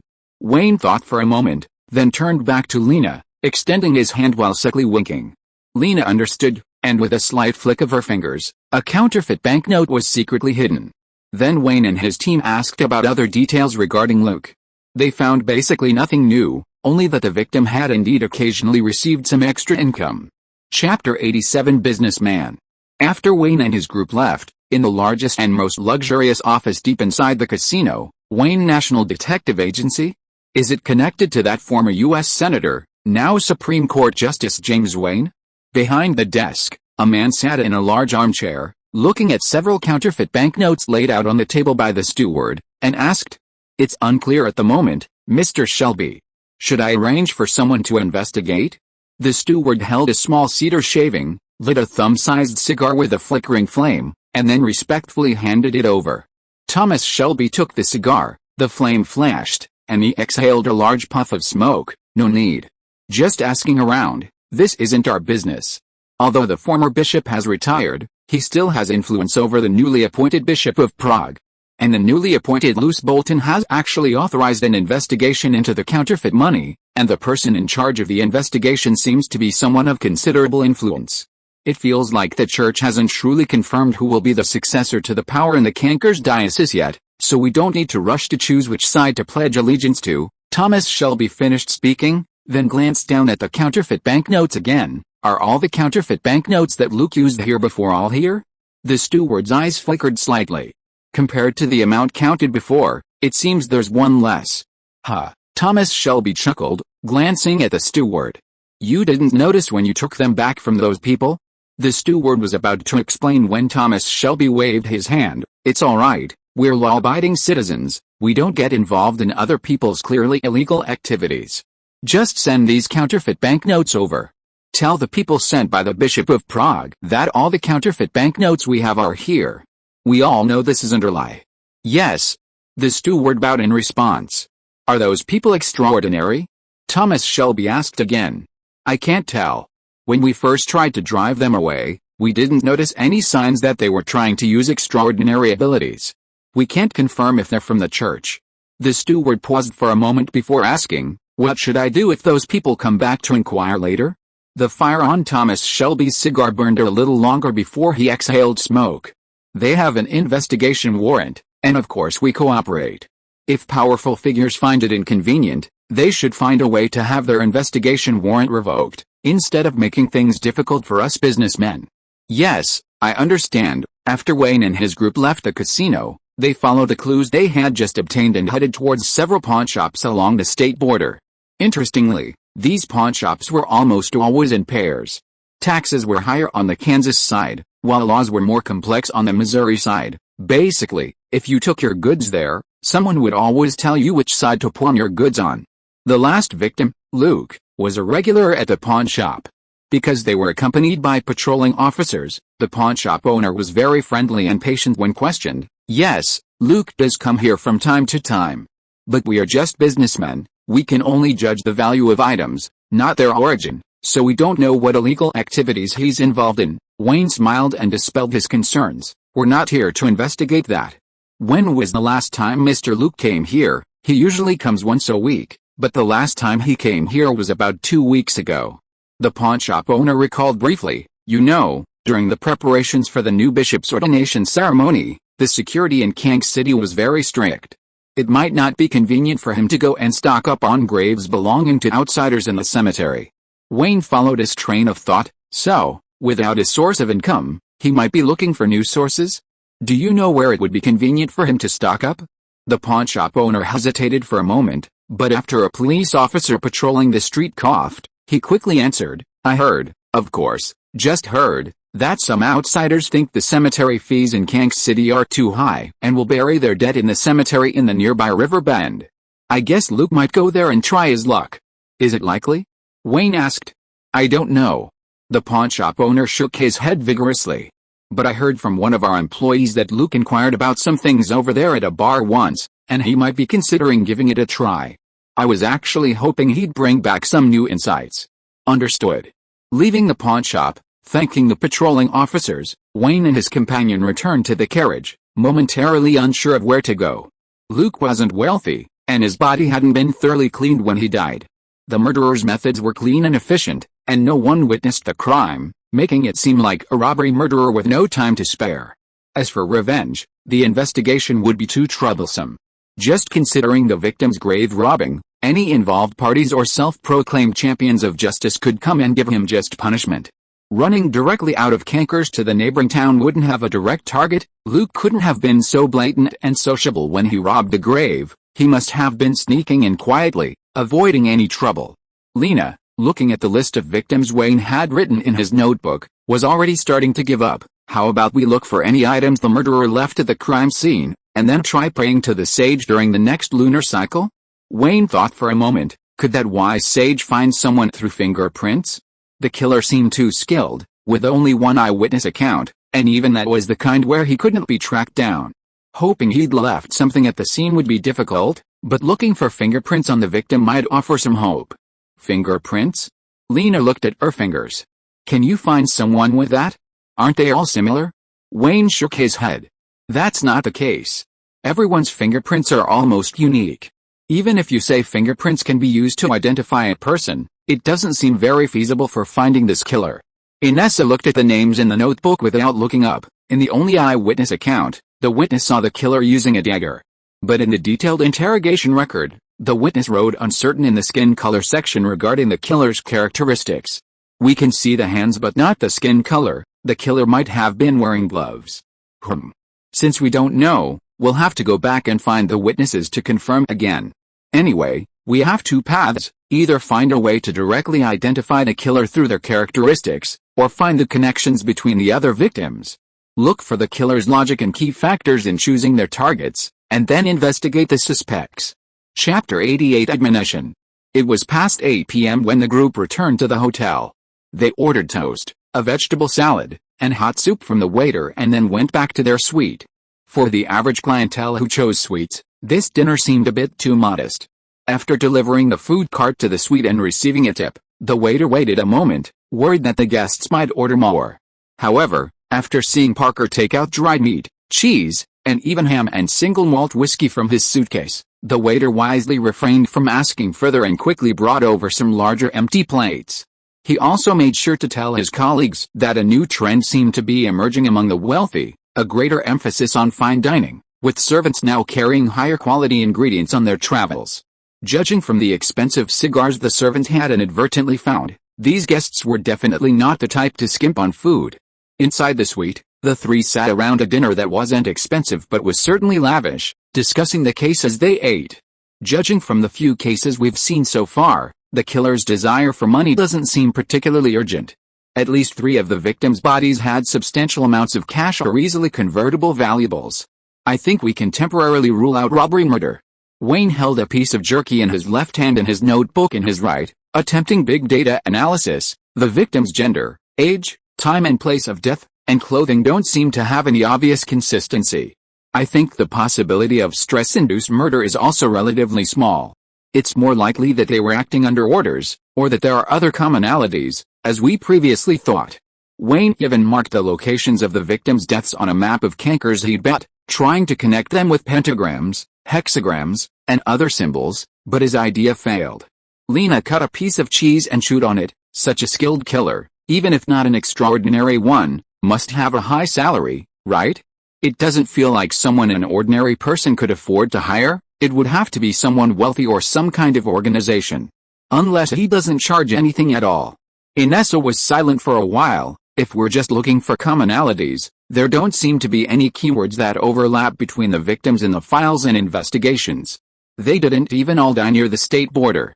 Their economic situations and places of residence are inconsistent, their social circles don't seem to be the same, and not all the victims' bodies have been searched. Then, halfway through her sentence, she turned her head to look towards the main entrance of the suite. Lena and Peter also shifted their gaze at the same time. Wayne's minimalist vision also opened up in response. Some curved, wavy lines stretched in from the crack in the door, like eels attracted by food, one after another diving to the door lock. Knock, knock, knock. A slow, unhurried knocking came from outside the door. The 3 of them looked at each other. Peter, who had been bouncing on the table, looked around and suddenly jumped to the floor. After confirming everyone was ready, Wayne looked at the suite's main entrance again. Please come in. The wavy line trembled slightly, and the door unlocked automatically. A young man appeared outside, dressed in typical urban worker attire. The urban worker attire referred to here as a typical steam-age outfit, a low-brimmed, wide-brimmed felt hat, suspenders, and a shirt rolled up to the elbows. Thanks to the development of the textile industry, certain styles of clothing, while not particularly unique in this era, were inexpensive and durable. The man removed his felt hat and bowed politely. If you don't mind, may I come in? Of course, Wayne nodded with a smile. The man went inside, closed the door again, and then stood at the doorway. I have been sent to warn you. The message is as follows: Kankers City has its own rules. Outsiders who want to survive should not provoke the church, much less meddle in other people's business. I have finished my message, thank you. The man bowed again and was about to turn and leave. Please wait a moment. Wayne called after him. Who sent you? The young man smiled mysteriously and confidently. I'm sorry, I can't say. But I don't think it was a malicious warning. Wayne stared into the man's eyes, meeting his gaze. It seems not all extraordinary individuals dare to display their abilities so freely. Since you dare to directly demonstrate your abilities to strangers like us, do you consider us extraordinary as well? The young man's smile remained unchanged. We can't confirm, but it's not hard to guess. The killer in the midnight serial murders has been confirmed by the church as a fallen one, so the person privately authorized by the head of the church's exorcism department to investigate the case is likely not an ordinary person either. As for being wrong, it doesn't matter. I'm just a minor figure registered with the church, a semi-legal informant, and Kankers City is actually much more open than many places in America. Of course, it has its own rules. I see, Wayne nodded, turning to Lena. I'm fine for now. Then, with a spider hop, the young man's legs went weak, and he collapsed. In the room, a young man was tied to a chair, a large spider active on his head. A little distance from the chair was a table laden with food, around which 3 people sat, holding knives, forks, or spoons. Name. Wayne's tone was icy. Willie. The other man seemed very familiar with this, and without Wayne pressing him, he continued, I don't have a surname, I'm just called Willie. Gender. Wayne continued. Lena cast a questioning glance at him, but Wayne waved her off. You don't understand, how dare you assume someone's gender? Male, male. The young man seemed a little confused as well. Who sent you? Wayne asked again. The young man who identified himself as Willie quickly shook his head. I really can't say. But I assure you, They mean you no harm right now. They just don't want the ecosystem inside Kankers City to be disrupted. Wayne didn't reply, turning to look at Lena. Peter bounced a few times on Willie's head, then began crawling towards his vulnerable neck. The movements were slow, yet slightly forceful, as if demonstrating his intimidation and presence. What is this thing? Please don't do this. Please, let me go, I beg you. Willie's speech quickened, shaking his head repeatedly. Wavy lines tried to spread from his body, but they didn't go far before withering away. Finally, Peter crawled to the side of Willie's neck, his two slender front legs touching his skin, slowly pressing down. Willie saw the three indifferent-looking people at the table a little further away, a look of despair on his face. Then he swallowed, took a deep breath, and closed his eyes. If you are listening to this novel on a channel other than Fanfic World, it means it was downloaded and re-uploaded without effort. We warmly invite you to visit our channel, Fanfic World. There you will find the original version of this story and many other novels of various genres. We look forward to seeing you dive into a world of incredible novels. Chapter 89 Casual Chat? We appreciate loyalty to our comrades, so we'll give you another chance. Seeing that the other person had actually withstood the intimidation, Wayne's face appeared calm, but he was actually trying to justify himself. Willie only opened his eyes in disbelief after hearing Wayne's words. Then, as if he had escaped death, his shoulders slumped, and he leaned completely against the chair. This was largely thanks to the still prevalent straightforward culture in America. For example, if someone said you weren't welcome, and you still dared to force your way into their house through the flimsy wooden door, most American rednecks would indeed open fire without further ado. Speak, who are you? Why are you here to admonish us? Wayne, pretending to continue sipping his soup, tried to smooth things over. You can only say what you think you can say, and we'll judge the rest ourselves. Willie seemed to be observing the situation, or perhaps carefully choosing his words, but thankfully, he continued, we are a mutual aid organization for extraordinary individuals in Kankers City. From what I understand, in most parts of America, those with extraordinary abilities are mostly not free. Fortunately, the former bishop was more lenient in this regard. Although he would also drive extraordinary individuals to do certain things, he didn't treat fallen individuals like criminals. Therefore, to a certain extent, we are willing to serve him. However, after the bishop's retirement, there seems to be a power struggle within the Church of Kanks. We're worried that the extraordinary ones in Kanks will lose their freedom and become like those elsewhere. Wayne put down his spoon. You think we're here to help in this power struggle? Obviously. Willie nodded. You're carrying an investigation warrant signed by Roose Bolton. He and the previous and newly appointed bishops are clearly not from the same faction. The newly appointed bishop seems willing to maintain the city's previous ecology, and we don't want Roose Bolton to use external forces to disrupt this balance. It's just investigating a serial murder case. Why do you think that will disrupt the balance? Wayne pressed. Of course, we also hope that such extraordinary scoundrels can be brought to justice. However, your identities and the procedures for the investigation are clearly not standard.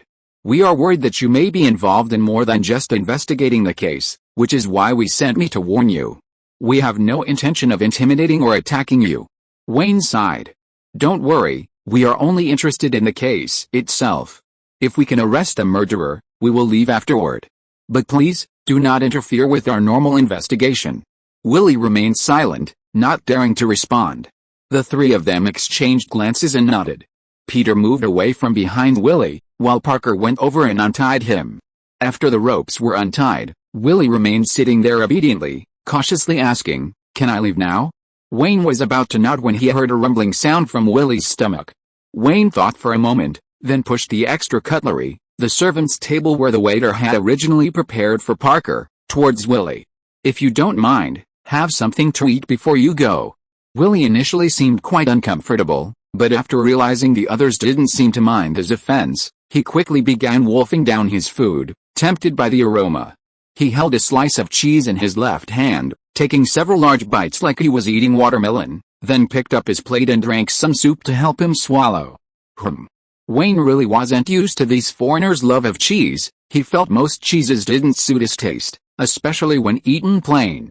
Tom and Jerry were practically childhood sweethearts. Sensing Wayne's silent gaze, Willie's eating quickly became more refined. Willie obediently picked up his spoon, finished the cheese in his hand, and cautiously reached out again to ask, "May I? Please." Only then did Willie extend his hand, using the knife and fork Lena had stuck in the cheese to cut off a large piece, and also forked a piece of jerky, first moving it to his own plate before carrying it back. Wayne pretended to chat casually, starting with a light topic. Kansas is a major beef and wheat producing region, so the food here shouldn't be expensive. How come you find the food so uncomfortable? The prices in the city are incomparable to those in the countryside. Willie shook his head as he ate, then suddenly stopped. "I don't mean any offense, sir. But such a sumptuous dinner is no longer something ordinary people can easily enjoy in Kansas these days. Meat and dairy products are mostly shipped directly to the East Coast or the Old World. It's been years since I could eat several slices of bacon for dinner. That feels like going west to pioneer the frontier," Wayne said. Willie sighed slightly. "I've also considered that. But the pioneering life isn't suitable for everyone. And as relatively convenient lands are gradually developed or occupied, the areas that need to be pioneered are becoming more and more remote. Without enough companions, even safety might be a problem for ordinary people. Ugh. You city folks, even though Kansas City is already considered in the West, you still have prejudices against Western towns. I think the security in our town is actually quite good. Wayne didn't intend to be a teacher, but you're an extraordinary, not exactly an ordinary person. My abilities aren't that strong." Willie stopped halfway through his sentence. "Not all extraordinary are as strong as you." Wayne shook his head, gesturing towards Inessa. "I'm not an extraordinary, but this lady is." Inessa was registered with the church, so she wasn't afraid of him spreading rumors. Inessa nodded slightly in agreement, glancing at Willie, who quickly lowered his head to continue eating.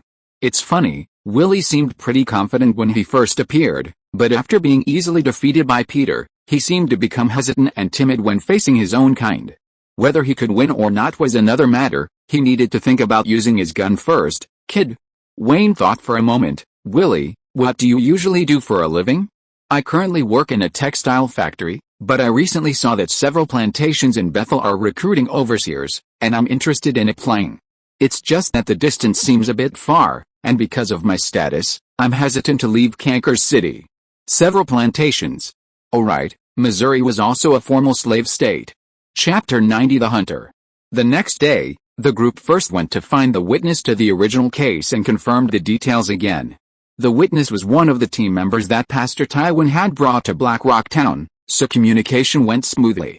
The witness was also very meticulous, stating that the killer's body seemed to be shrouded in a layer of mist, obscuring his skin color, and that he also vanished into the mist when he escaped.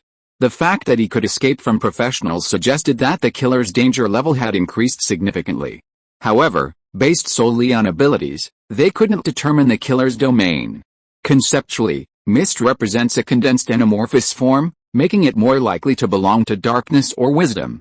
While a domain isn't entirely linked to personal character, in the eyes of the church, this was almost clearly an enemy standing against holiness. Coupled with criminal activity, it carried an unforgivable connotation. The group then immediately went to the home of the first victim who had been discovered. This is a perspective Wayne learned from movies and TV shows. It suggests that in investigating serial killers, the first and last victims, especially in the early stages, are often crucial entry points. The first victim is likely more connected to the killer's life, and because they may be a first-time offender, the killer's experience may be lacking, and their methods may have flaws, making them easier to spot. The last victim in a particular stage might be a cash cow prepared by the killer for themselves. Some killers, acting out of personal motives, will use a key target as a carefully prepared reward after feeling they've honed their skills. Then the killer might stop, or they might not. The first victim in this series of cases was a moderately wealthy traveling businessman. He was single, lived alone, and had no relatives. Therefore, his house remained almost entirely unchanged. Fortunately, Wayne spotted one of the patrolling officers from the previous day, and with his introduction and testimony, they were able to legally enter the house to search. Wayne didn't care whether it was a coincidence or intentional. In any case, very few people had actually seen the investigation warrant in their hands yesterday and knew for certain that it came from Ruse Bolton. At least among the patrolling officers, the probability of one of Willie's extraordinary companions was not low, and they were at least suspected of tipping off the suspect. After helping someone open the victim's door, the other party didn't follow them, but waited outside as if to avoid suspicion. More than 2 years had passed since the victim's murder, and a layer of dust had accumulated inside the house. The case file stated that the victim, a merchant named Francis, was likely killed shortly after returning to the Kansas City area. That is, he might not have even returned home yet. Therefore, the search of his house mainly focused on traces of daily life. Wayne was in his bedroom looking through some journals and letters, trying to see if he had any enemies, while Lena was rummaging through the closet. Then, at Inessa's call, the two went over. What Inessa found was a small box hidden in a secret compartment in the kitchen. Inside were some silver, patterned exorcism bullets and an emblem. The overall shape resembled the fangs of a wild beast, with a variant of the letter H engraved on it, somewhat like a person hanging upside down. "This is the mark representing the identity of a hunter," Inessa said succinctly. "Oh wow. Even professional extraordinary individuals were targeted. The killer seems to be even more formidable." After having Lena lead the patrol officers to continue visiting other victims' homes, Wayne followed Inessa, wandering around Kansas City for a while, finally arriving at the door of a pawn shop. This pawn shop was located in a small alley in the city, with an air of it might go out of business tomorrow, but it also seems like it can stay open for a long time without much trouble. "Is there anything I can do for you?" An old man sat behind the pawn shop counter. Hearing the bell ring as someone entered, he shakily poked his head out from inside. Inessa walked to the counter, reached over the bars, and pushed 2 badges towards him. "I'd like you to take a look at these." The old man's hands trembled slightly as he picked up his handheld binoculars and leaned closer to examine them. "These are quite rare, Mom. Where did you get them?" Inessa pressed one of the badges, which looked more exquisite, and the symbols on it glowed faintly. "This one is mine. The other came from the home of a resident in town named Francis." "I see." The old man nodded, leaning on the countertop, and rose with some difficulty. "Please wait a moment." He then walked through the bars to a cubicle, and a side door opened. "Please come in." The side door led to a room that resembled a reception room. After closing the door, the old man gestured for Inessa and Wayne to sit on the sofa. "Welcome to our new companion. No, I should say an old companion." Inessa glanced around the room's decor. "This is much newer than I expected." "I can't help it." The old man now looked much more robust than before, as if he might die at any moment. Because the association's leadership chose to follow the path of the Kingdom of Windsor and participate in the American War of Independence, the association was attacked by the Holy Spirit Church in the New World for a long time afterward. It was only after the previous bishop of the Kansas diocese took office more than 20 years ago that the local church's attitude softened significantly. Otherwise, this place might be even more new. However, the services we can provide here are basically complete. The old man leaned against the back of the sofa and stood opposite her. "Is there anything I can do for you?" Inessa nodded. "2 things. First, I'm currently investigating the murderer of my companion named Francis, and I'd like to get some information from you or someone with relevant knowledge. Second," Inessa gestured towards Wayne, "this gentleman needs to register. As a witness, I believe he meets the requirements to become a formal hunter." The old man first looked at Wayne. "A new hunter, sir? Have you taken the test?" Wayne nodded. "Of course. That's convenient. I won't need to dig out the manual to assess the new recruits anymore. However, I might need you to do a simple review later." After speaking, the old man looked at Inessa again. "As for Francis, Mom, he retired a few years ago, and I haven't heard from him in a while. But I can give you the address of a bar. It's a place where the locals gather, which might be helpful." Chapter 91 Emblem. After verifying Inessa's insignia again, the old man produced his own. The design was largely similar, but the details differed slightly, and the symbols on the insignia glowed faintly. Then, carrying a lantern, the old man led Wayne and Inessa into the pawnshop's storeroom. Rows of wooden shelves were filled with all sorts of items. Pushing aside one of the shelves, flipping over a floor tile, pulling a ring, and lifting a hidden door.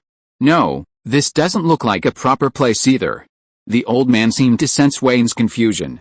After opening a hidden door, he slowly walked down the stairs, saying, "Come down, don't worry. This used to be one of the Hunter Association's safe houses in the West. After America gained independence, it wasn't just the Hunter Association in the New World that was targeted, but also many innocent extraordinary individuals.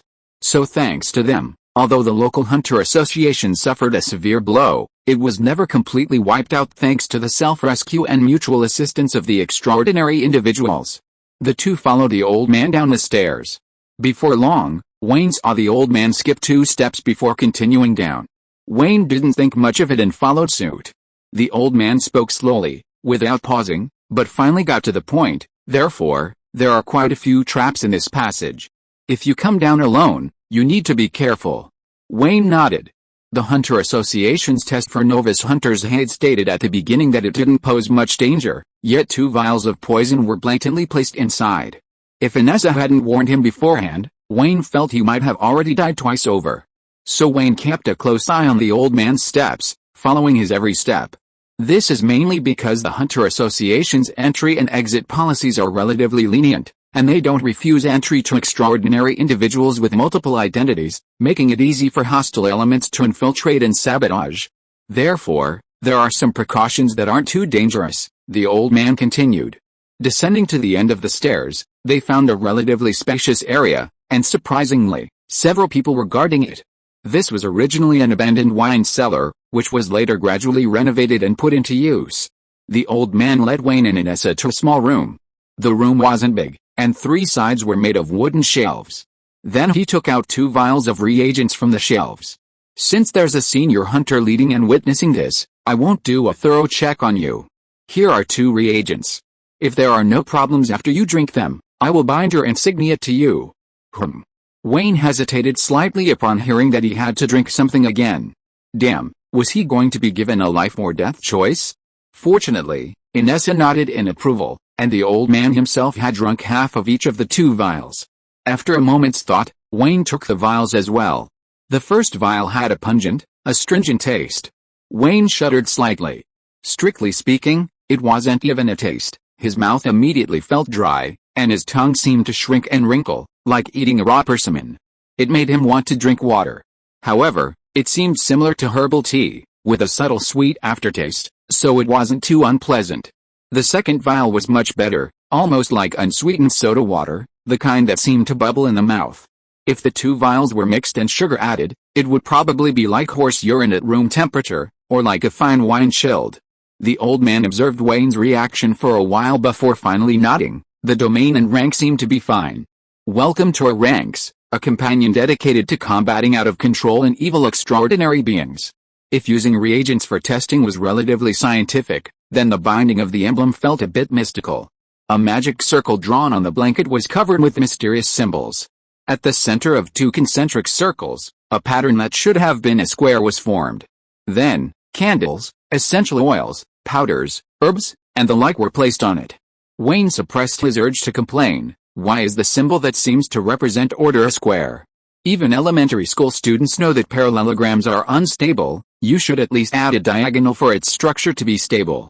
Then the old man, Inessa, and 2 guards who were summoned later took turns piercing their fingers with their beast-tooth-like insignia, placing their respective insignia at the 4 corners of the square. An insignia seemingly prepared for Wayne was placed in the very center of the square. The old man gestured to Wayne. Press your finger on it and light up your insignia. Wayne hesitated slightly, then slowly reached out and pressed his hand against the sharp point of the insignia. As the old man prayed or chanted, in Wayne's sleek vision, lines fell like raindrops from the void, converging on the symbols on the magic circle, eventually spreading and filling the area enclosed by the square. There was even a slight flickering. Wayne felt that his fingertip should be bleeding, but he didn't see any blood spill out. Then, Wayne noticed that the symbol on the insignia he was pressing, which seemed to represent the hunter, gradually began to glow, as if resonating. After the ceremony, the old man extinguished the candles and handed the emblem to Wayne. From today onwards, this will be the emblem representing your hunter identity. Please keep it safe. Unless the association removes this emblem from the register through a specific ritual, it will take effect as long as you infuse it with a little spiritual power. And it will only work on you. Wayne's mind raced for a moment. If someone forces me to infuse it with spiritual power, or if a traitor's hunter has their own emblem, will it still work? Of course. The old man nodded. Like a gun, whether you fire it yourself or are forced to fire it, the bullet will be fired. As for traitors, before being removed from the register, the emblem only indicates whether the candidate is a suitable match. It doesn't represent good or evil, nor can it punish traitors. He understood. This thing was basically something like iris recognition. Wayne secretly breathed a sigh of relief. Although he hadn't considered betraying the Hunter Association yet, at least it wasn't a remote-controlled bomb. Chapter 92 The Town. Before leaving the pawn shop, Wayne confirmed the combat skill level of the initial victim with the old man. Even if the Hunter Association respected privacy, and didn't need to inquire about specific areas or detailed abilities, Wayne felt the local Hunter Association couldn't possibly be completely unaware of the most basic skill level. Even among hunters, one who can only hunt groundhogs and one who can hunt lions are clearly different levels. Anyway, I'm a rookie and a newcomer, so even if I ask the wrong question, I can just pretend I didn't ask. Then Wayne received what seemed to be bad news. Although the specifics were unclear, the former hunter named Francis had once single-handedly fought at least 5 robbers while traveling as a merchant, and he emerged victorious. In other words, the murderer should at least be estimated to be at that level. Realizing the murderer was indeed formidable, Wayne immediately bought 14 special demon hunting bullets, even Inessa approved of them, from the old man for $40. A discounted price, but unfortunately, limited quantity. Otherwise, Wayne would have had to carry at least a small box. Money can be earned back, but if you were stabbed by that murderer, it would definitely hurt. So, if given a choice, he should try to reserve more spiritual power for his self-healing ability, just in case. Because the bar where hunters gather the old man had told them about wasn't open yet, Wayne and Inessa followed their agreed-upon search order and went to meet up with Lena first. Unexpectedly, Lena had good news. Based on what I've told the families of the victims I just interviewed, I found a suspicious place. After Wayne and Inessa got into the carriage, Lena excitedly showed them the map marked with circles. The marked location was a small town on the map, a little closer to Kank City, River Bend. Also shown by Lena were 2 double-page spreads in the notebook, filled with writing and markings. The last Luke who died, it said, planned to dig up graves in the River Bend cemetery before his death. And during my investigation today, I discovered that 2 of the victims also had connections to River Bend. One female victim was employed as a head maid at a small manor in River Bend. The other victim was a black marketeer who reportedly transported goods to River Bend before her death, but what exactly those goods were is unclear. Wayne stared at the carriage roof, recalling for a moment, wait, why aren't these 2 things mentioned at all in the files? After saying this, Wayne specifically turned to Inessa to confirm, only to see Inessa shake her head, indicating that these details were not in the files. Lena paused slightly. Maybe it's because the people at the police station and the church investigating are too rigid. The woman was supposedly fired less than a week after being hired for theft, and then murdered a few days later. Her husband probably thought it wasn't related to the murder, so he didn't want to talk about the deceased? Wayne questioned this. Then why would she tell you? Lena frowned slightly, then tossed a strand of hair behind her ear. Her wavy, radiant blonde hair fell smoothly and loosely, her eyes widening slightly as she did so, her pretty face displaying a slightly smiling, innocent, and slightly naive expression. Then Lena winked at Wayne, her intelligence returning to her expression. What do you think? Okay. Blonde hair, long legs, wavy hair, young and beautiful. And seemingly not very bright, she definitely fits the America's sweetheart type, capable of conquering America. Especially since her husband has been widowed for some time, and the grief is fading, making it a good time to consider the future. If she's the kind of person who's easily hooked, Lena might already have figured out her assets.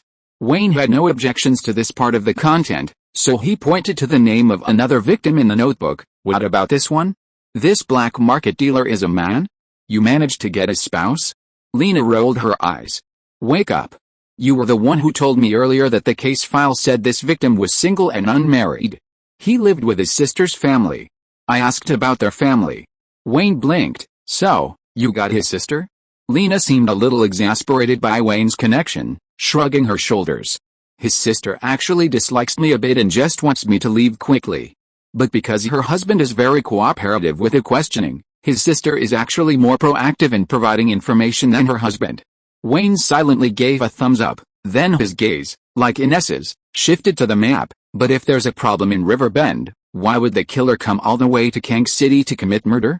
Although it looks like such a short distance on this map, it would still take almost a day to travel on horseback, wouldn't it? Unless the killer originally lived in Kank City, or perhaps it was in River Bend that was inconvenient to attract attention. Although Lena had already found suspicious locations, precisely because the people they interviewed might provide information not on the case files, the three decided to interview the remaining victims' families and neighbors as well.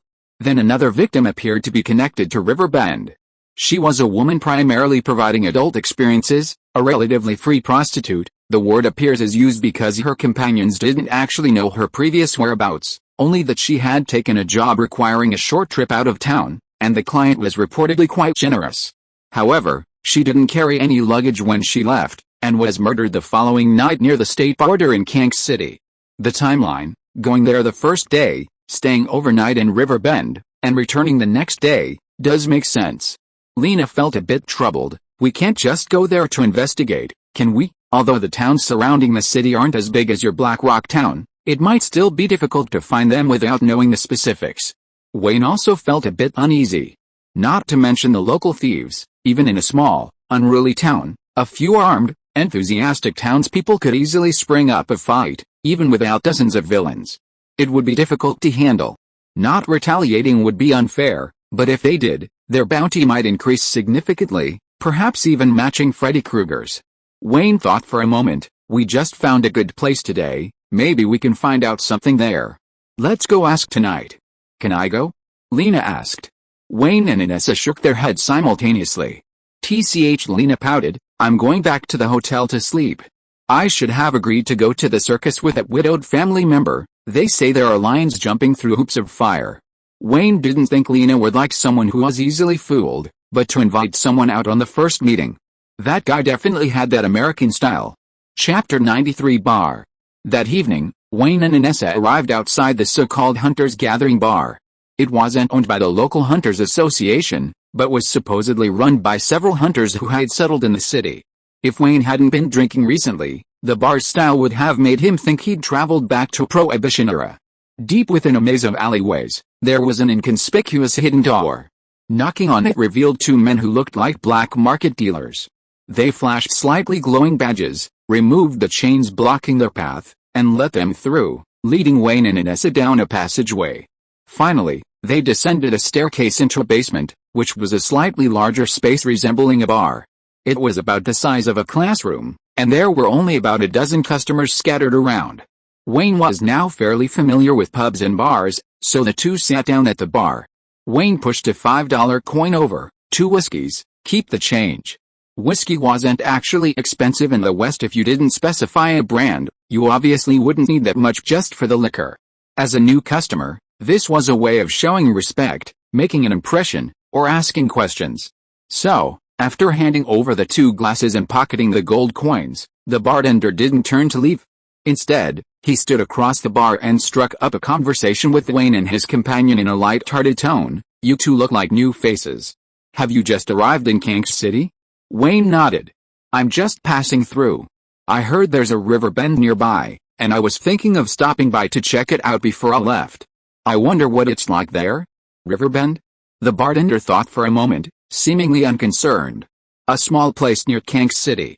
The security seems alright. There aren't any major industries, and I haven't heard of any extraordinary beings settling there. If they're looking for someone, extraordinary beings in this area usually choose to live in Kansas City. Wayne continued the conversation. I've heard that, apparently because of the diocese bishop, Kansas City is quite friendly towards extraordinary beings? The bartender nodded. That was true before. It seems like that's been going on for over 10 or 20 years. But with a recent change of bishop, I don't know if things will change. And because the local church doesn't manage this area strictly, there are actually quite a few crimes involving extraordinary individuals in Kansas City. Wayne picked up his glass and took a sip. I've heard about that too. Apparently, there's an extraordinary in the city who's committed quite a few crimes, and supposedly he's killed several people, but he hasn't been arrested yet. Are you interested in that killer too? The bartender smiled. To maintain peace in the city, the local extraordinary individuals have spontaneously formed many mutual aid organizations. They also help the police station or the church to combat extraordinary criminals, maintain public order, and prevent the church from conducting indiscriminate sweeps of extraordinary individuals again. So, there are actually quite a few people secretly watching that case, and it doesn't seem like it will be easy to catch him. I see the bar is quite lively here. With so many hunters, Is no one able to hunt him? Wayne asked. The bartender said tactfully, his bounty isn't high enough. Many of my skilled companions have now chosen to go to the big cities on the west or east coast. Or although they are interested in the case, they aren't very interested in actively investigating it. If someone can find out the killer's identity, then the number of people hunting him will definitely increase dramatically. Then the bartender thought for a moment and added, besides, that killer never provokes the major powers in the city, and his crimes are irregular. He's cunning but not particularly dangerous, at least not as dangerous as a gang composed of extraordinary individuals. Wayne disagreed. Didn't he kill a hunter? The bartender looked at Wayne with some surprise. Unless targeted by a whole group, hunters aren't a force. Besides, Francis has long since retired and always works alone, with few friends. Even if someone takes action because of this, it should be to maintain order, not to avenge him. I see. Wayne continued to ask, you just mentioned a gang composed of extraordinary individuals. Are there such gangs in the city? The bartender shook his head. There used to be. But now, what's left are mostly self-sustaining organizations of extraordinary individuals, mostly for internal mutual assistance, and some mainly used to maintain legal or gray businesses. Now, if any extraordinary organization dares to go too far, the church doesn't even need to intervene. The other extraordinary individuals in the city will spontaneously organize and hunt them. Afterwards, Wayne confirmed the situation in River Bend with the bartender and several easygoing locals. He discovered that in the eyes of these local hunters, River Bend was just an ordinary town on the outskirts of the city. They all knew a little about it, but felt it had no future and no problems, so they didn't pay much attention to it. Leaving the bar and walking out of the alley, Wayne and Inessa were about to return to the inn when a lavishly decorated four-wheeled carriage followed them and stopped beside them. The two stepped aside to peek into the carriage. Wayne's right hand was already inside his coat. Then he realized that sitting in the carriage was a familiar face, Captain Joffrey, who liked to look down on people. Captain Joffrey pushed open the carriage door, chin held high. Get it, someone wants to see you. Wayne deliberately took a small step back and shook his head, saying, I don't want to go. Captain Joffrey seemed surprised to be refused. After a moment of astonishment, his chest suddenly swelled up. Although he didn't speak, what he was holding back was probably nothing pleasant. What kind of young master is he? He can't even persuade someone properly. However, seeing his demeanor, Wayne roughly guessed who was behind him. So, after thinking for a moment, Wayne still got into the carriage. But since it's Captain Joffrey's invitation, I still have to go. Captain Joffrey's expression softened somewhat. After Inessa boarded the carriage, it slowly moved forward, eventually arriving at a rather bustling neighborhood. Entering a tall building, they walked upstairs on thick carpets, through ornately decorated corridors, and into a room the size of a classroom. Inside, a kind and venerable elder was perusing thick ancient texts. He wore a white monk's robe, with a holy triangle emblem on his chest, appearing dignified and simple. However, Wayne recognized the bone china teacup beside him. Mr. Stern in Blackrock Town had a similar set, though Mr. Stern displayed it prominently in his reception room as a showy decoration. This elder must be the former bishop who had recently retired. Chapter 94 Retired Bishop. According to the system of the Holy Spirit Church, the bishops of the grand dioceses are essentially on a lifetime basis, unless they are removed by a vote of the Episcopal Conference, or they voluntarily resign or retire. The differences between these three are quite significant. A bishop who voluntarily retires becomes a bishop emeritus of his diocese. Although he no longer participates in church management or has no administrative voting rights, he can still participate in various important church meetings and, as a high-ranking clergyman, can express opinions and suggestions to the church or publicly. At least on the surface, all clergy and believers in the church should maintain respect for the bishop emeritus. Children, you've arrived. Sit. The former bishop, now officially retired, like a kind elder, first closed his heavy ancient book, then gestured for Wayne and Inessa to sit on the sofa next to him. Wayne obediently greeted him and then sat down obediently, knees together and hands on his knees. Inessa sat beside him. In Wayne's predecessor's memories, this bishop was named Robert Ford. He had been managing the Cankers diocese since before Wayne was even born. The parishioners generally addressed him simply as Bishop or Your Excellency Bishop. He was an undeniably important figure, and had cultivated deep roots in the area for many years. He was not to be trifled with. The retired Bishop Ford first looked kindly at Wayne, like a loving elder looking at a junior. Wayne, I heard you are a descendant of the April grass, and previously served as the sheriff in this town? Wayne nodded obediently. Yes. Oh dear, he was being questioned about his background. Bishop Ford nodded slightly. Well done. In less than a month, you assisted in investigating not only well-known wanted criminals, but also the cultists lurking in the town. If it weren't for my studies requiring me to step down, I believe you could have done even better. I know, you don't need to hint anymore. Bishop Ford removed the ancient book from his lap. Wayne, you've been in Kank City for a few days now. What do you think of Kank City now? Wayne considered his words. Prosperous, harmonious, free? Bishop Ford seemed satisfied with Wayne's answer. Especially the freedom, that's hard-won. He paused slightly before continuing. Your parents seem to have high hopes for Blackrock Town, believing you'll return to Kanks after you finish your studies. By then, your town should have become a city. After you're elected as a city councilor or appointed as police chief, would you be interested in taking on a part-time position in the church? For example, serving as the head of Kank City's exorcism department would be a good resume. You know, Kank City's exorcism department manages more than just the affairs of Kank City. Wayne considered Roose Bolton and Reverend Tywin Lannister behind him, then thought of Captain Joffrey, and felt the offer was a bit too ambitious. So he subtly declined. I think I'm still too young, and my qualifications aren't sufficient. Bishop Ford, like a wise and persuasive sage, continued to enlighten Wayne. Qualifications aren't always that important. However, as an extraordinary individual, in America today, it's best to have a suitable cover identity. Otherwise, outside the jurisdiction of the Kanks parish, being a member of the Hunters Guild in the New World probably won't protect anyone. It might even bring you trouble. I didn't mean anything by it, Miss Inessa. A high-ranking, experienced hunter is currently highly valued by the Exorcists Guild. I welcome you to stay in Kanks. He even knows about the Extraordinary Ones and the Hunter Association.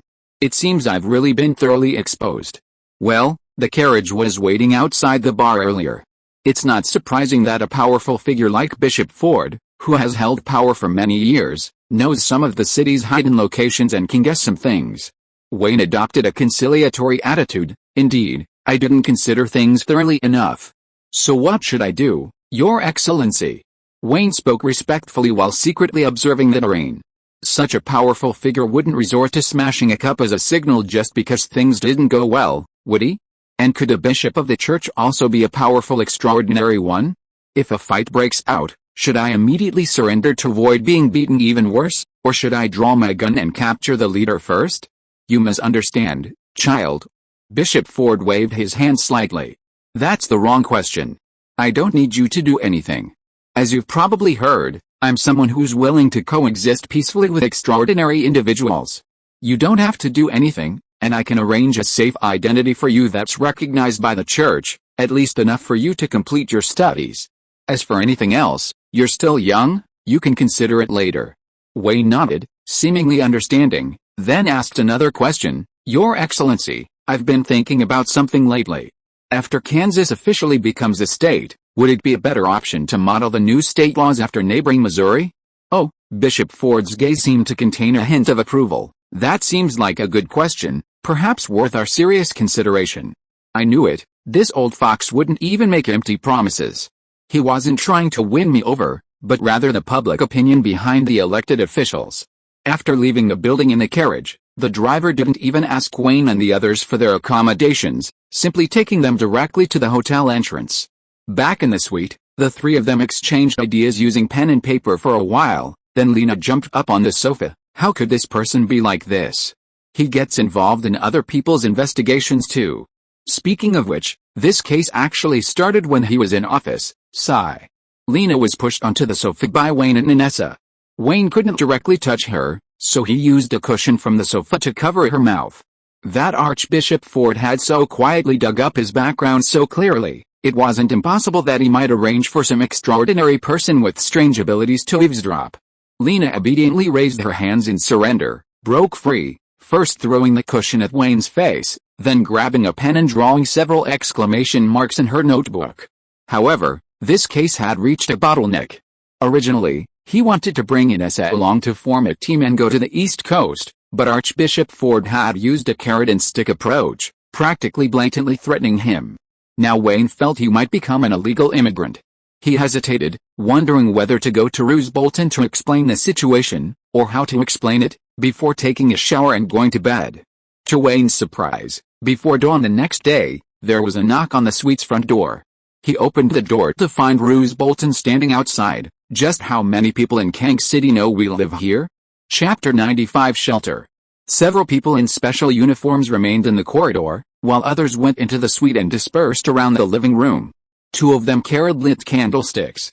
Roose Bolton didn't waste any words upon entering, getting straight to the point. "I heard that Bishop Ford saw you tonight?" Wayne nodded, yawning, and casually tucked the pistol he kept just in case into his back pocket, then tried to lead Roose Bolton towards the sofa. The clock in the suite was pointing to a little past 3 a.m. Tired, he wanted to sit down and talk. "No, we can't sit here. Reverend Tywin is still waiting in the carriage downstairs." Roose Bolton waved his hand. "What's Bishop Ford's attitude?" Wayne snapped himself out of his daze. "He probably wants us to stop investigating that case." As expected. Roose Bolton looked at Wayne and asked, "And what do you think?" "Personally, I still want to complete the investigation, and I hope you can fulfill your promise." Wayne continued, "But I don't want to get involved in the power struggle between your church's bigwigs. Besides, Bishop Ford has something on me, and I feel like I can't afford to mess with him." "What thing?" Roose Bolton's eyes darted around. "Is it that you and your blonde companion are both fallen, Cyrillic lettered X? You know that too." Wayne was now truly awake, unsure whether to confirm or deny it. Roose Bolton continued, "You don't need to explain. While most Beyonders appear no different from ordinary people when not using their abilities, making them difficult to distinguish, there are very few special Beyonders whose abilities can be directly identified from a certain distance. While Reverend Harker didn't notice anything unusual, he proved that you had voluntarily drunk holy water multiple times without being required, meaning you're not a mortal enemy of the church in terms of your domain. Moreover, sheriffs generally have considerable influence in frontier towns, and you don't seem to have any bad records, which is why Reverend Tywin didn't order any action against you before. Otherwise, why do you think Reverend Tywin would entrust the matter of making you fulfill your demands to someone like me in the exorcism department?" Wayne felt a chill run down his spine. "Will I be arrested and dealt with by the church or forced into service?" "That depends on the attitude of the local bishop in your diocese towards fallen ones, at least according to the practice of the Kanks diocese in recent years. If there are no bad records and the domains are not hostile, no action is taken," Roose Bolton said. Wayne hesitated slightly. "And what about according to Reverend Tywin's own practice?" "Reverend Tywin is a pragmatic man. He might strictly adhere to church tradition and resolutely cleanse and purify the fallen ones, or he might not care at all. It basically depends on the actual needs." After Roose Bolton finished speaking, he changed the subject, back to the main point. "Reverend Tywin's current promise is that if you are willing and can investigate the case thoroughly, he can ask the bishop of the Virginia diocese to sign a special charter for you. On the premise of not breaking the law, you will be allowed a certain degree of protection within the local diocese, at least not to be dealt with by the local church because of your status as extraordinary. The school you are going to should be in Virginia." "A certain degree of immunity, huh?" Wayne specifically confirmed. "What do you mean by we?" "You, Ms. Inessa, and that blonde lady who deliberately stayed away from the church." Roose Bolton thought for a moment, "But the protection only applies within the local church. For example, the binding that Ms. Inessa was previously bound by the Exorcist Guild won't be lifted. Is the murderer in this case that important?" Wayne asked. Roose Bolton shook his head. "The important thing isn't the murderer. Or you could say that it's precisely because the Ford Cathedral tried to stop the investigation that this matter has become important. However, since we're both in the Cankers parish, there are some things we can't do ourselves, so we need neutral unrelated people like you to investigate. I have other matters to attend to." "What is your response?" Wayne still had a concern. If Bishop Ford uses his power to directly or covertly interfere with the investigation, we might not find anything. "I understand. At least you haven't chosen to back down yet." Roose Bolton gestured for his men to leave. "Anyway, if you're still willing to investigate, please continue. Other pressures will naturally be shared with you. Of course, you might encounter some dangers in the process. But to enter the game and win, you must first place a bet. I hope you understand that." Wayne nodded, silently watching them leave the suite. Before closing the door, Roose Bolton turned back and added, "By the way, Bishop Corleone of the Virginia Diocese is currently in Kansas City. If your investigation results come out quickly enough, this promise can be fulfilled immediately, without even waiting." You're good at making empty promises too. After Roose Bolton left, Inessa and Lena finally came out of the room. Wayne was very democratic. Now that they've both offered their prices, let's vote on which side to bet on. The next morning, Wayne and his group packed all their valuables into a box and loaded it onto the carriage, then set off for Kansas City. Inessa hadn't brought much luggage this time. Lena's largest piece of valuable luggage was a boxed Parker, while Wayne had more stuff, including a considerable amount of cash. Some cash was deposited in the bank, some was carried on their person, and the rest was all packed up and stored at the cathedral.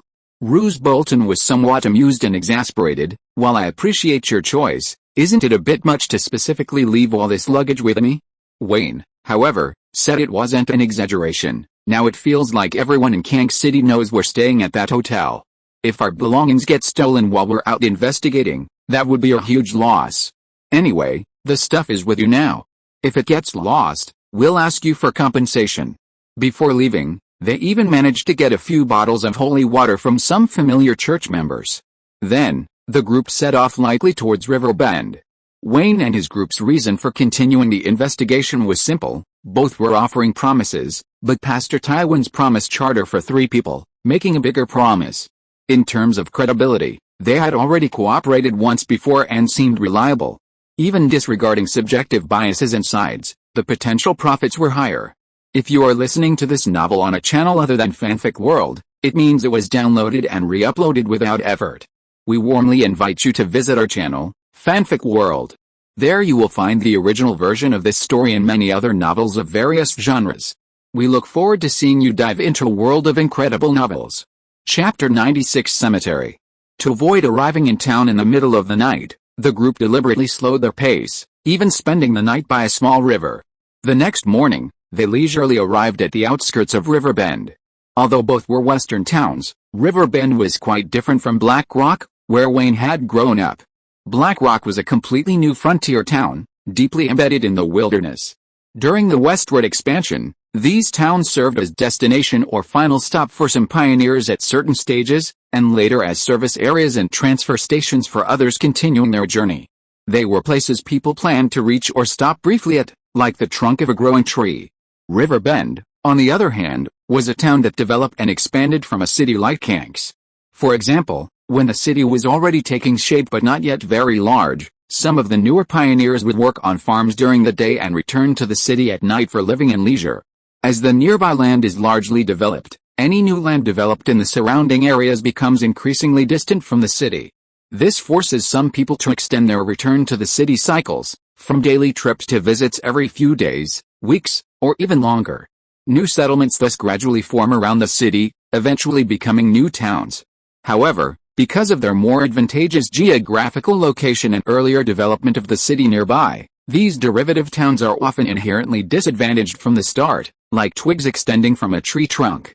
In a cold, hard demographic analysis, while pioneering towns deep in the wilderness might have founders like landlords, merchants, or politicians, derivative towns are primarily populated by descendants of ordinary people like small landowners or petty citizens. After all, they aren't particularly far from the city. Those with capital or ability might have residences on both sides, but most will identify more with their status and position in the city. Their actual chosen settlement will almost always be within the city. Talented individuals who grow up in derivative towns are constantly drained by neighboring cities. Ultimately, they either end up being incorporated into the city as a district or become poor neighbors. However, in terms of social hierarchy, pioneer towns, before developing into places recognized and admired by most, are considered small rural areas, while derivative towns, from birth, are practically city centers. For example, Wayne, in this hierarchy, is a quintessential Western kid who grew up in a small rural area. Although we've arrived in River Bend, it's not exactly small.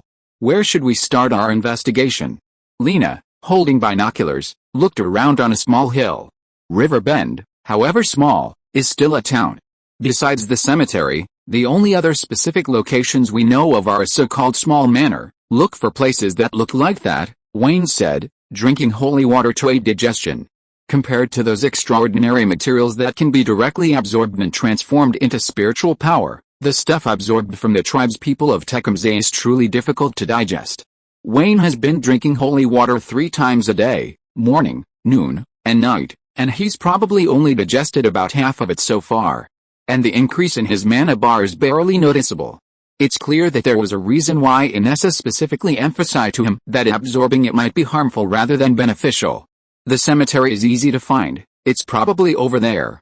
But something like Little Manor might not even be in our sights right now, we might have to ask around in town, Lena said. Inessa seemed to be observing the terrain. If we go to the cemetery first, let's just go around from outside the town.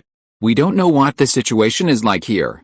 The carriage started moving again, circling the town towards the cemetery. Generally, towns not far from large cities like this don't need to worry too much about attacks from outside gangs, but if the security is poor, there might be local gangs operating. Who knows, some local might suddenly shoot you in the back. The cemetery caretaker, an old man, was quite enthusiastic when he saw strangers arriving in a horse-drawn carriage. Are you looking for someone's grave, or are you looking to buy a burial plot for someone? When traveling, you have to choose your own identity. Wayne mentally went through several scenarios before finally choosing the detective identity. If something went wrong, it would be convenient for Rose Bolton and his team to send people to find the trail. We are detectives from Wayne National Detective Agency, currently investigating a murder case. Has there been any grave robbing in your cemetery recently? The old man immediately became angry. It happened just a few days ago. Some bastard who came from who knows where dug up several graves in the middle of the night. If I hadn't spotted him with my hunting rifle, he probably would have run away with the loot. Would it be convenient to take us to see it? Wayne asked. Follow me. The dug-up graves were all located on the edge of the cemetery, far from the guardhouse, and had now been largely restored to their original state. However, the soil on top was noticeably different in color from the surrounding land. So he didn't have time to take the loot? Wayne asked. That's right. After I fired a shot, that guy didn't even bother to grab his shovel, he just ran away. Although there were walls or fences around the cemetery, they were basically only enough to keep out dogs that couldn't jump. For the terrifying upright apes, it wasn't a significant obstacle.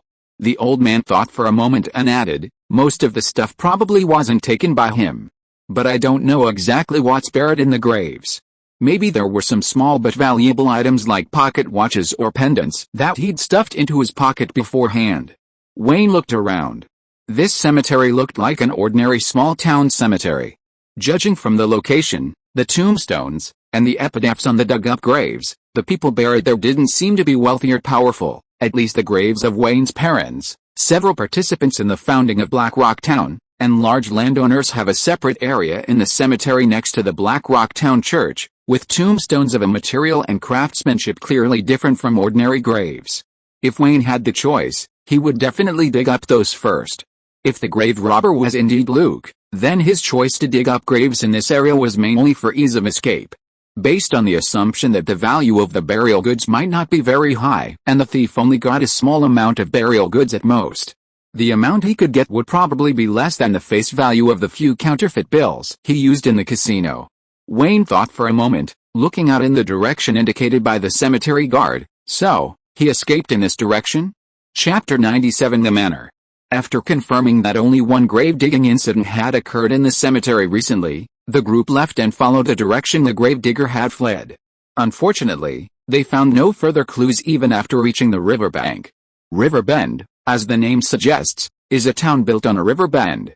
The water system around Kank City is actually quite developed. In fact, Kank City itself is located at the confluence of two major rivers, the Kanks River and the Missouri River. Riverbend is located within Missouri State, and the bend it occupies is part of the Missouri River tributary system. Wayne's logic was simple. Luke had clearly come to dig graves because he was broke, and after returning to Kank City, he had money to go to casinos and bars, although he used counterfeit money in the casinos. So either he obtained something valuable somewhere and was cheated with counterfeit money, or he directly obtained counterfeit money somewhere. Now that we know he failed to dig up the grave, we need to guess where he went next to make his fortune. The options aren't actually that great. When it comes to theft, you have to choose places where there's likely valuables. Wayne thought for a moment. Lena, you mentioned earlier that one of the female victims was employed as a head maid at a small manor in River Bend, and was fired on suspicion of theft. Lena nodded, but Inessa frowned slightly. According to the records, that female victim was murdered about 6 months ago. While it all sounds like theft, isn't it a bit unlikely that the killer was robbed twice? Wayne agreed, but it was still a clue related to the victim, so he shrugged. Since we're already here, we should investigate everything. If we were to connect the two victims' stories, then according to Wayne's wild imagination, Luke probably sneaked into the small estate where the other victim had worked after his failed grave robbing attempt, successfully stole from it, and was then killed by the killer on his way back to Kansas City. If we were to speculate further, that small estate might have been on his way back to Kansas City. After all, a petty thief's first reaction after being discovered is likely to be fear of being chased at gunpoint, so he might want to escape back home as quickly as possible. Unfortunately, Wayne and his companions had been traveling along the river towards Kansas City, passing several small farms, almost reaching a relatively deserted area, without encountering a small estate that seemed suitable for a burglary. So, this direction might be wrong. Wayne waved the reins, turning the carriage around, intending to continue searching in a different direction. Just then, the sound of hooves approached. Someone on horseback was getting closer. Wayne turned his head and saw a western cowboy of a different style. Although he also wore a Statham hat, he was dressed in a white shirt under a small bow tie, topped with a black sleeveless jacket, a belt, dress pants, and leather shoes. It was a more civilized and gentlemanly style. A similar six-pointed star police badge hung on his chest, and a pistol gleamed on his belt. "Oh, a fellow officer." The man rode up to Wayne's carriage and introduced himself. "I am Will Kane, Sheriff of River Bend." According to the townspeople, several suspicious individuals have been loitering in town, so I've come along to investigate and confirm the situation. Suspicious individuals? We don't seem to have seen any. Wayne finished speaking, then mentally checked to make sure he hadn't seen anyone suspicious along the way. When he noticed Lena and Inessa looking at him with a somewhat speechless expression, Wayne quickly realized what was happening and continued, "We're private detectives hired by the church to investigate a case. We're not suspicious people." He'd gotten so used to wearing his badge that he'd almost forgotten he was now a civilian. "Do you have anything to prove your identity?" the other person asked. Wayne thought for a moment, then handed over the investigation warrant signed by Ruse Bolton to the Kansas City Police Department. "I can show it to you, but I hope you'll keep it confidential. Although this isn't a secret investigation, I don't want it to be too public." This was both to determine friend or foe and to leave a record of the investigation. The other person handed it back after reading it. "The security of this small town is not under the jurisdiction of the Kansas City Police Department. Don't worry, I understand the rules. But since it's a murder investigation, I'm willing to assist you." "Is there anything I can do for you?" the other man asked. Wayne didn't stand on ceremony. "We'd like to know how many manors there are in River Bend, especially those with recent reported thefts." The sheriff recalled briefly, "If we're only talking about manors, there are 6. But there haven't been any reported thefts. Indeed, these days, without concrete evidence, the theft reporting rate is quite low. More often than not, people just shoot on the spot."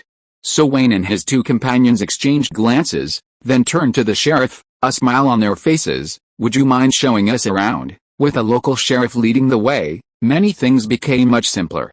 At least after the sheriff gave a brief explanation, they could easily enter many places, and most people were more cooperative when questioned. So the group began visiting manors in the town, screening them based on 3 criteria: the female victim's name, whether the manor had hired a new headmaid on a short-term basis 6 months ago, and whether the manor had been burglarized recently. They questioned both the owners who were home and the servants in private. It wasn't until they reached the 4th manor that the butler finally responded to the female victim's name. "That lady used to work for us." Upon further questioning, it turned out that several pieces of silver cutlery had gone missing from the manor. Although the female victim had been suspected of theft upon arrival, no stolen items were actually found in her luggage. However, according to the butler, the victim resigned because she felt distrusted, contradicting the family's claim of being fired. Wayne initially found this suspicious, but after some probing, the butler quickly admitted he had lied to maintain his employer's reputation. Afterwards, Wayne and his companions, led by the butler, toured the manor but found nothing more suspicious. The butler also mentioned that no other thefts had occurred recently, And the manor was indeed quite far from the initial cemetery, not even on the way. Strange, where exactly did things go wrong? Chapter 98 Workshop. Assuming other possibilities couldn't be ruled out, Wayne chose to temporarily trust the town's sheriff and the manor's butler. After all, if suspicion led to an endless web of questions, no one could be trusted. The group then visited the remaining manors, and indeed, only the situation at the previous manor matched the female victim's experience. However, silver cutlery, unless it was an antique or a so-called work of art, it wasn't worth much. These days, even a 5-cent coin was silver. If someone had simply lost a few pieces of silver cutlery and then gone to Kank City to commit murder, it wasn't impossible, since the motive for murder, like personal hobbies, is free. But in that case, the killer seemed to have too much free time. Fortunately, there was another victim connected to River Bend, so after the sheriff stated that all the manors in town had been visited, Wayne began questioning another black market dealer. "That scoundrel," the sheriff said with a look of disgust. "He's not from our town. For a while, he would come to town about every week or two. He didn't even have any companions. Whenever he got drunk at the tavern, he liked to argue with people, and twice he almost got into a fight with the townspeople." Then the sheriff thought for a moment, "But it seems like I haven't seen him in town for a while." "That's to be expected. His grave is probably overgrown with weeds by now." Wayne didn't care whether the sheriff truly didn't know the victim was dead, and continued to ask, "So what did he come to town for before?" The sheriff seemed to recall slightly. "I think he said he was delivering goods for someone. But he was drunk then, and I was just asking casually, so I didn't ask too many questions." Wayne continued, "When he came to town, did he ride a horse, a carriage, or a boat?" This time the sheriff answered quickly and clearly, "He had a carriage." "What kind of carriage? How many horses pull it?" Wayne asked. "Just a regular covered wagon, the kind pulled by one horse." Something that could fit in a regular covered wagon, be pulled by one horse, and be regularly transported to the town by black market traders. Common crops like wheat were unlikely, as the town already produced them. Easily obtainable small commodities were also unlikely, as the profit margin wouldn't be high, and black market traders wouldn't be so eager to trade. Even the goods couldn't be too scarce, otherwise, the price would definitely be higher if they were sold directly in cankers. The volume or weight couldn't be too large, the demand relatively stable, and the buyers relatively homogeneous. Wayne filtered through several possibilities in his mind, finally choosing the one that seemed most probable. "Sheriff, does your town have any factories or workshops?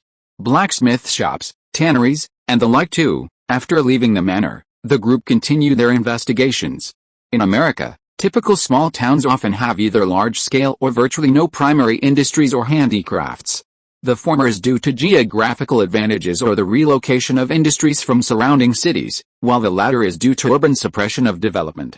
River Bend is closer to the latter, but some local workshops still stubbornly survive.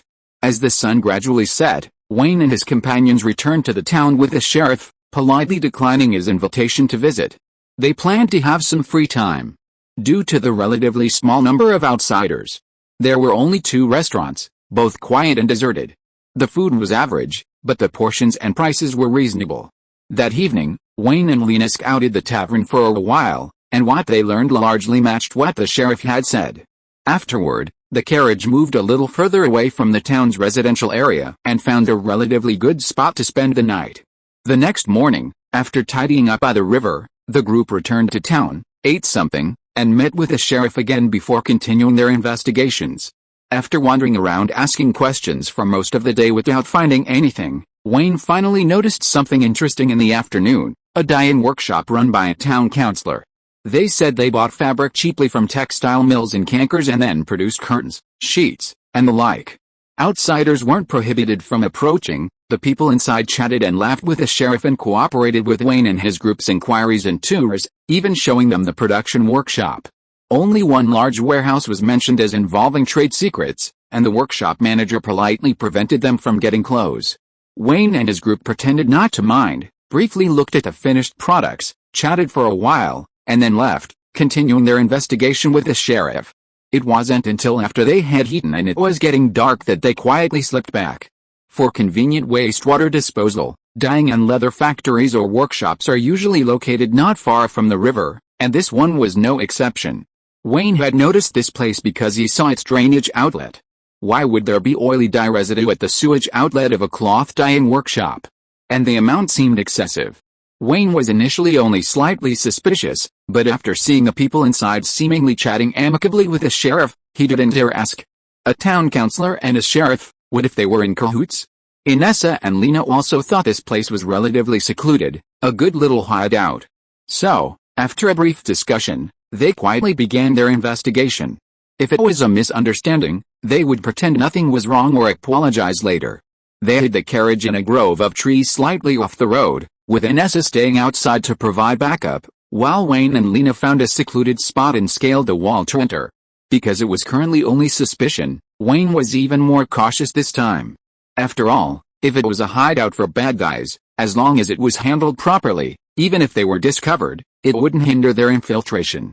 But if the other party was just an ordinary person with a secret, then Wayne would accept that they were in the right. The walls of the large warehouse had louvers for ventilation, but they were positioned rather high, mostly above head height. Seeing that no one was around and it was dark inside, Lena sent Peter up to dismantle the window. He caught the dismantled louver, used a small grappling hook to climb the wall and vault over the window. Wayne, using the minimalist lines of the windows, moved around and observed. There were several machines of varying sizes, and piles of ink cans and similar items, making it look like another production workshop. After coming down, Lena pulled out a matchstick-sized, glow-stick-like object, held it up to the light, and walked to the other side. "Wayne, come look here."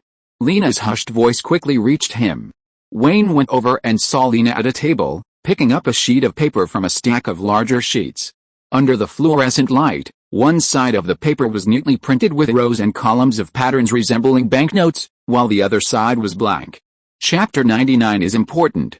Having quickly discerned the true nature of their clandestine activities, Wayne folded up the two poster-sized semi-finished products and carefully stored them away. He then searched the vicinity but found no finished products, so he prepared to retreat.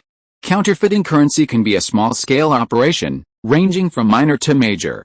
On a small scale, it might be considered a few artists engaged in special creation, and the sheriff could easily have everyone raise their hands.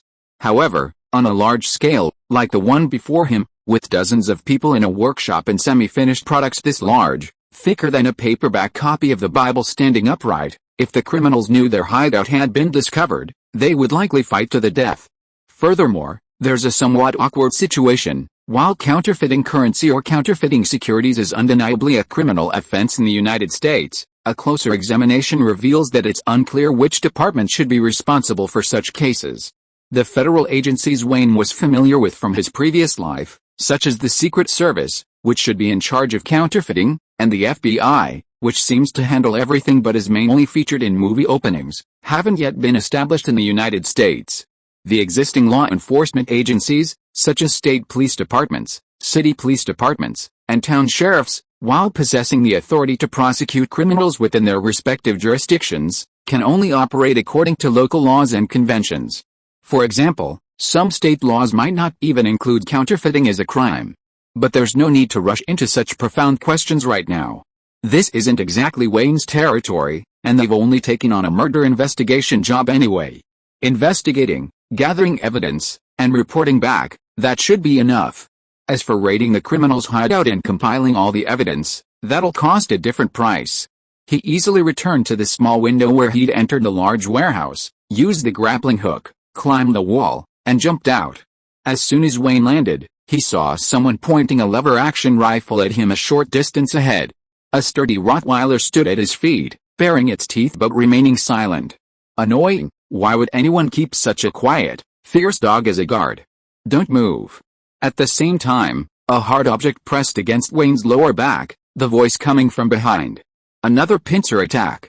While simultaneously using his minimalist panoramic camera to survey his surroundings, Wayne obediently raised his hands to his shoulders, indicating he didn't intend to resist. The thug in front of him, gun in hand, approached Wayne, freeing one hand to lift Wayne's jacket, seemingly to check for weapons. Seeing the gun holster under his arm, he reached out to pull the gun away. At that moment, Peter silently jumped down, and then Lena gave a hey above them. The silhouette behind Wayne suddenly softened, the hard object pressing against his lower back disengaged, and Wayne, taking advantage of the thug's momentary distraction, leaped forward, one hand gripping the muzzle of the gun pointed at him, deflecting it, the other hand covering the thug's mouth, simultaneously delivering a knee strike to the groin. Lena also delivered a divine intervention, leaping down with her grappling hook, crushing the hound that was about to bite Wayne midair. Woof, woof, woof woof woof. The dog howled first, then began barking fiercely. Tisk, it doesn't bark when it should, but barks inappropriately. While Peter was trying to quiet it down, Wayne snatched the lever-action rifle from the thug beneath him, leaving him lying there whimpering. Before reinforcements arrived, Wayne tossed the rifle over the wall, took the grappling hook from Lena, and the two quickly scaled the wall. The wind was strong. Swoosh. Inessa, holding her bolt-action rifle, stood guard a short distance outside the wall. After Wayne and Lena ran past her, confirming no one was chasing them, she finally boarded the carriage, sitting at the back and looking back. The carriage then sped off towards Kank's City. Strangely enough, by noon the next day, when the carriage had reached the entrance of the Kank's City Cathedral, no one had come after them. Wayne found a staff member near the seemingly deserted church hall, explained that he urgently needed to speak with Roose Bolton, and, as usual, waited for the monk to come and lead him inside. Lena preferred to continue guarding the carriage, so after the monk arrived, Wayne and Inessa walked together through the deep, oppressive passageway into Roose Bolton's office. The half-finished counterfeit banknotes were unfolded in Wayne's hands, then displayed on both sides. After understanding what they were, Roose Bolton's eyes lit up. Where did you find them? In a dyeing workshop in River Bend, supposedly owned by a town councilor. Last night, we also found the equipment and tools used to print them in a large warehouse there. Wayne gestured as he spoke. There was at least this thick stack of these semi-finished products at the scene. I see. Roose Bolton, holding the two semi-finished bills, seemed eager to leave the office. You can rest here for a bit, Reverend Tywin might want to ask you about it later. As for what I promised you, I think I'll be able to deliver soon. But we haven't found the murderer yet, Wayne hinted. Actually, if one didn't delve too deeply, the reasons for the deaths of some of the victims could probably be roughly guessed. For example, Luke might have stolen the finished counterfeit money from the dyeing workshop or somewhere else in River Bend, while the black market dealer might have been a supplier of some raw materials.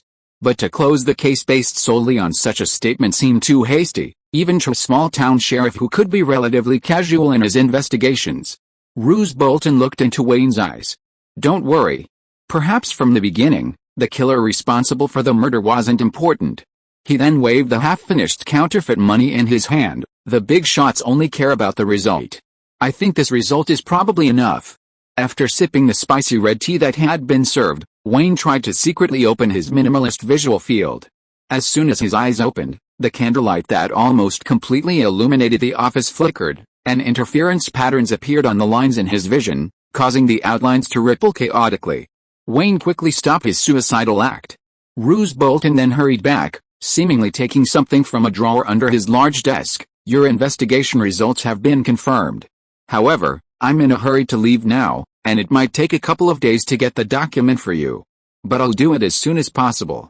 Wayne wasn't surprised, nodded in agreement, and then stood up, dusted himself off, and prepared to leave. Roose Bolton left the office with the two of them. By the way, should we arrange accommodations for you these next few days? Inessa shook her head slightly. Wayne figured Lena probably wouldn't want to stay in the church-arranged accommodations either. Since there might be two opposing votes, he wasn't too insistent and decided to go with the flow. However, Wayne left an opening in his answer. If we need arrangements, we'll come back to you then. Roose Bolton nodded, quickened his pace, and his figure quickly disappeared from their sight. Chapter 100 The Little Cabin. After leaving the cathedral and returning to the carriage, Wayne briefly explained the situation to Lena. When Roose Bolton asked if they needed the church to help arrange accommodations, Lena's first reaction was, unsurprisingly, a vigorous shake of her head. I'd rather be attacked by that killer than stay on church grounds. Fine. But it seemed everyone already anticipated the killer might attack Wayne and his companions next. Wayne thought so too, which was why he hadn't rushed to ask Roose Bolton for his luggage back. Inessa hesitated slightly. Wayne, the reluctance to accept the church's protection is just a personal decision for Lena and me. This matter may be risky, and you can disregard our opinions and consider only your own safety and wishes. Wayne countered, so if the killer attacks, you plan to ambush him? Of course. If he really comes. Inessa nodded. I joined the Hunter Association because I was willing to participate in fighting extraordinary evildoers. Although Roose Bolton and the others don't seem interested in the killer himself, since I'm already involved, I'm still willing to continue investigating. Inessa thought for a moment and added, at least when the killer might attack, I won't deliberately avoid him. Wayne shrugged. However, the killer is only possibly likely to come, it's not certain. But the possibility isn't too low, Inessa said. The group didn't pursue us last night, and the previous victims were all killed in Canker City. I think they might have some special way of tracking or locking onto their targets. Wayne raised an eyebrow. I want to participate too. Since they were already here, and it involved murder, even in a small town, to close the case, there needed to be a killer. Even if they weren't dead, at least their name needed to be known so a warrant could be issued. Considering that if the killer actually attacked, it might disturb the peace, Wayne and his group didn't stay at the previous inn. Instead, they packed light and went to find the old man from the Hunter Association. Lena didn't seem keen on getting close to the Hunter Association either, so she didn't follow them into the alley where the pawn shop, which looked like it might close down at any moment, but instead found a place nearby to guard the carriage. After exchanging insignia, Inessa briefly explained the situation and then told the old man her needs. I need a separate place to live, in a slightly remote location, near the state border. Can you help me find one? The old man thought for a moment. I know a suitable place, $5, no more than a month's rent, including maintenance. Inessa silently took out her money. I also need some hunting tools. Welcome, the price is guaranteed to be fair. But you don't need to pay me the rent, just give it to the landlord. The old man got up and was about to lead Inessa into the inner room. Although I don't know how you managed to do this, if the killer really has your eye on you, would you mind if we told our other companions in town who are interested in the killer? Not at all. The prey can belong to the hunter, as long as they don't interfere. Inessa said as she walked towards the side door of the outer room. Wayne didn't go inside. He had already roughly looked at the goods he could buy there, and apart from the limited edition special demon hunter bullets, he either didn't like the other items or didn't know how to use them. So Wayne stayed in the outer room of the pawn shop, casually looking at the displayed items. When Inessa and the old man returned, he went to greet them, holding a wooden guitar in its case. You want to learn a musical instrument? Inessa asked. No, Wayne shook his head.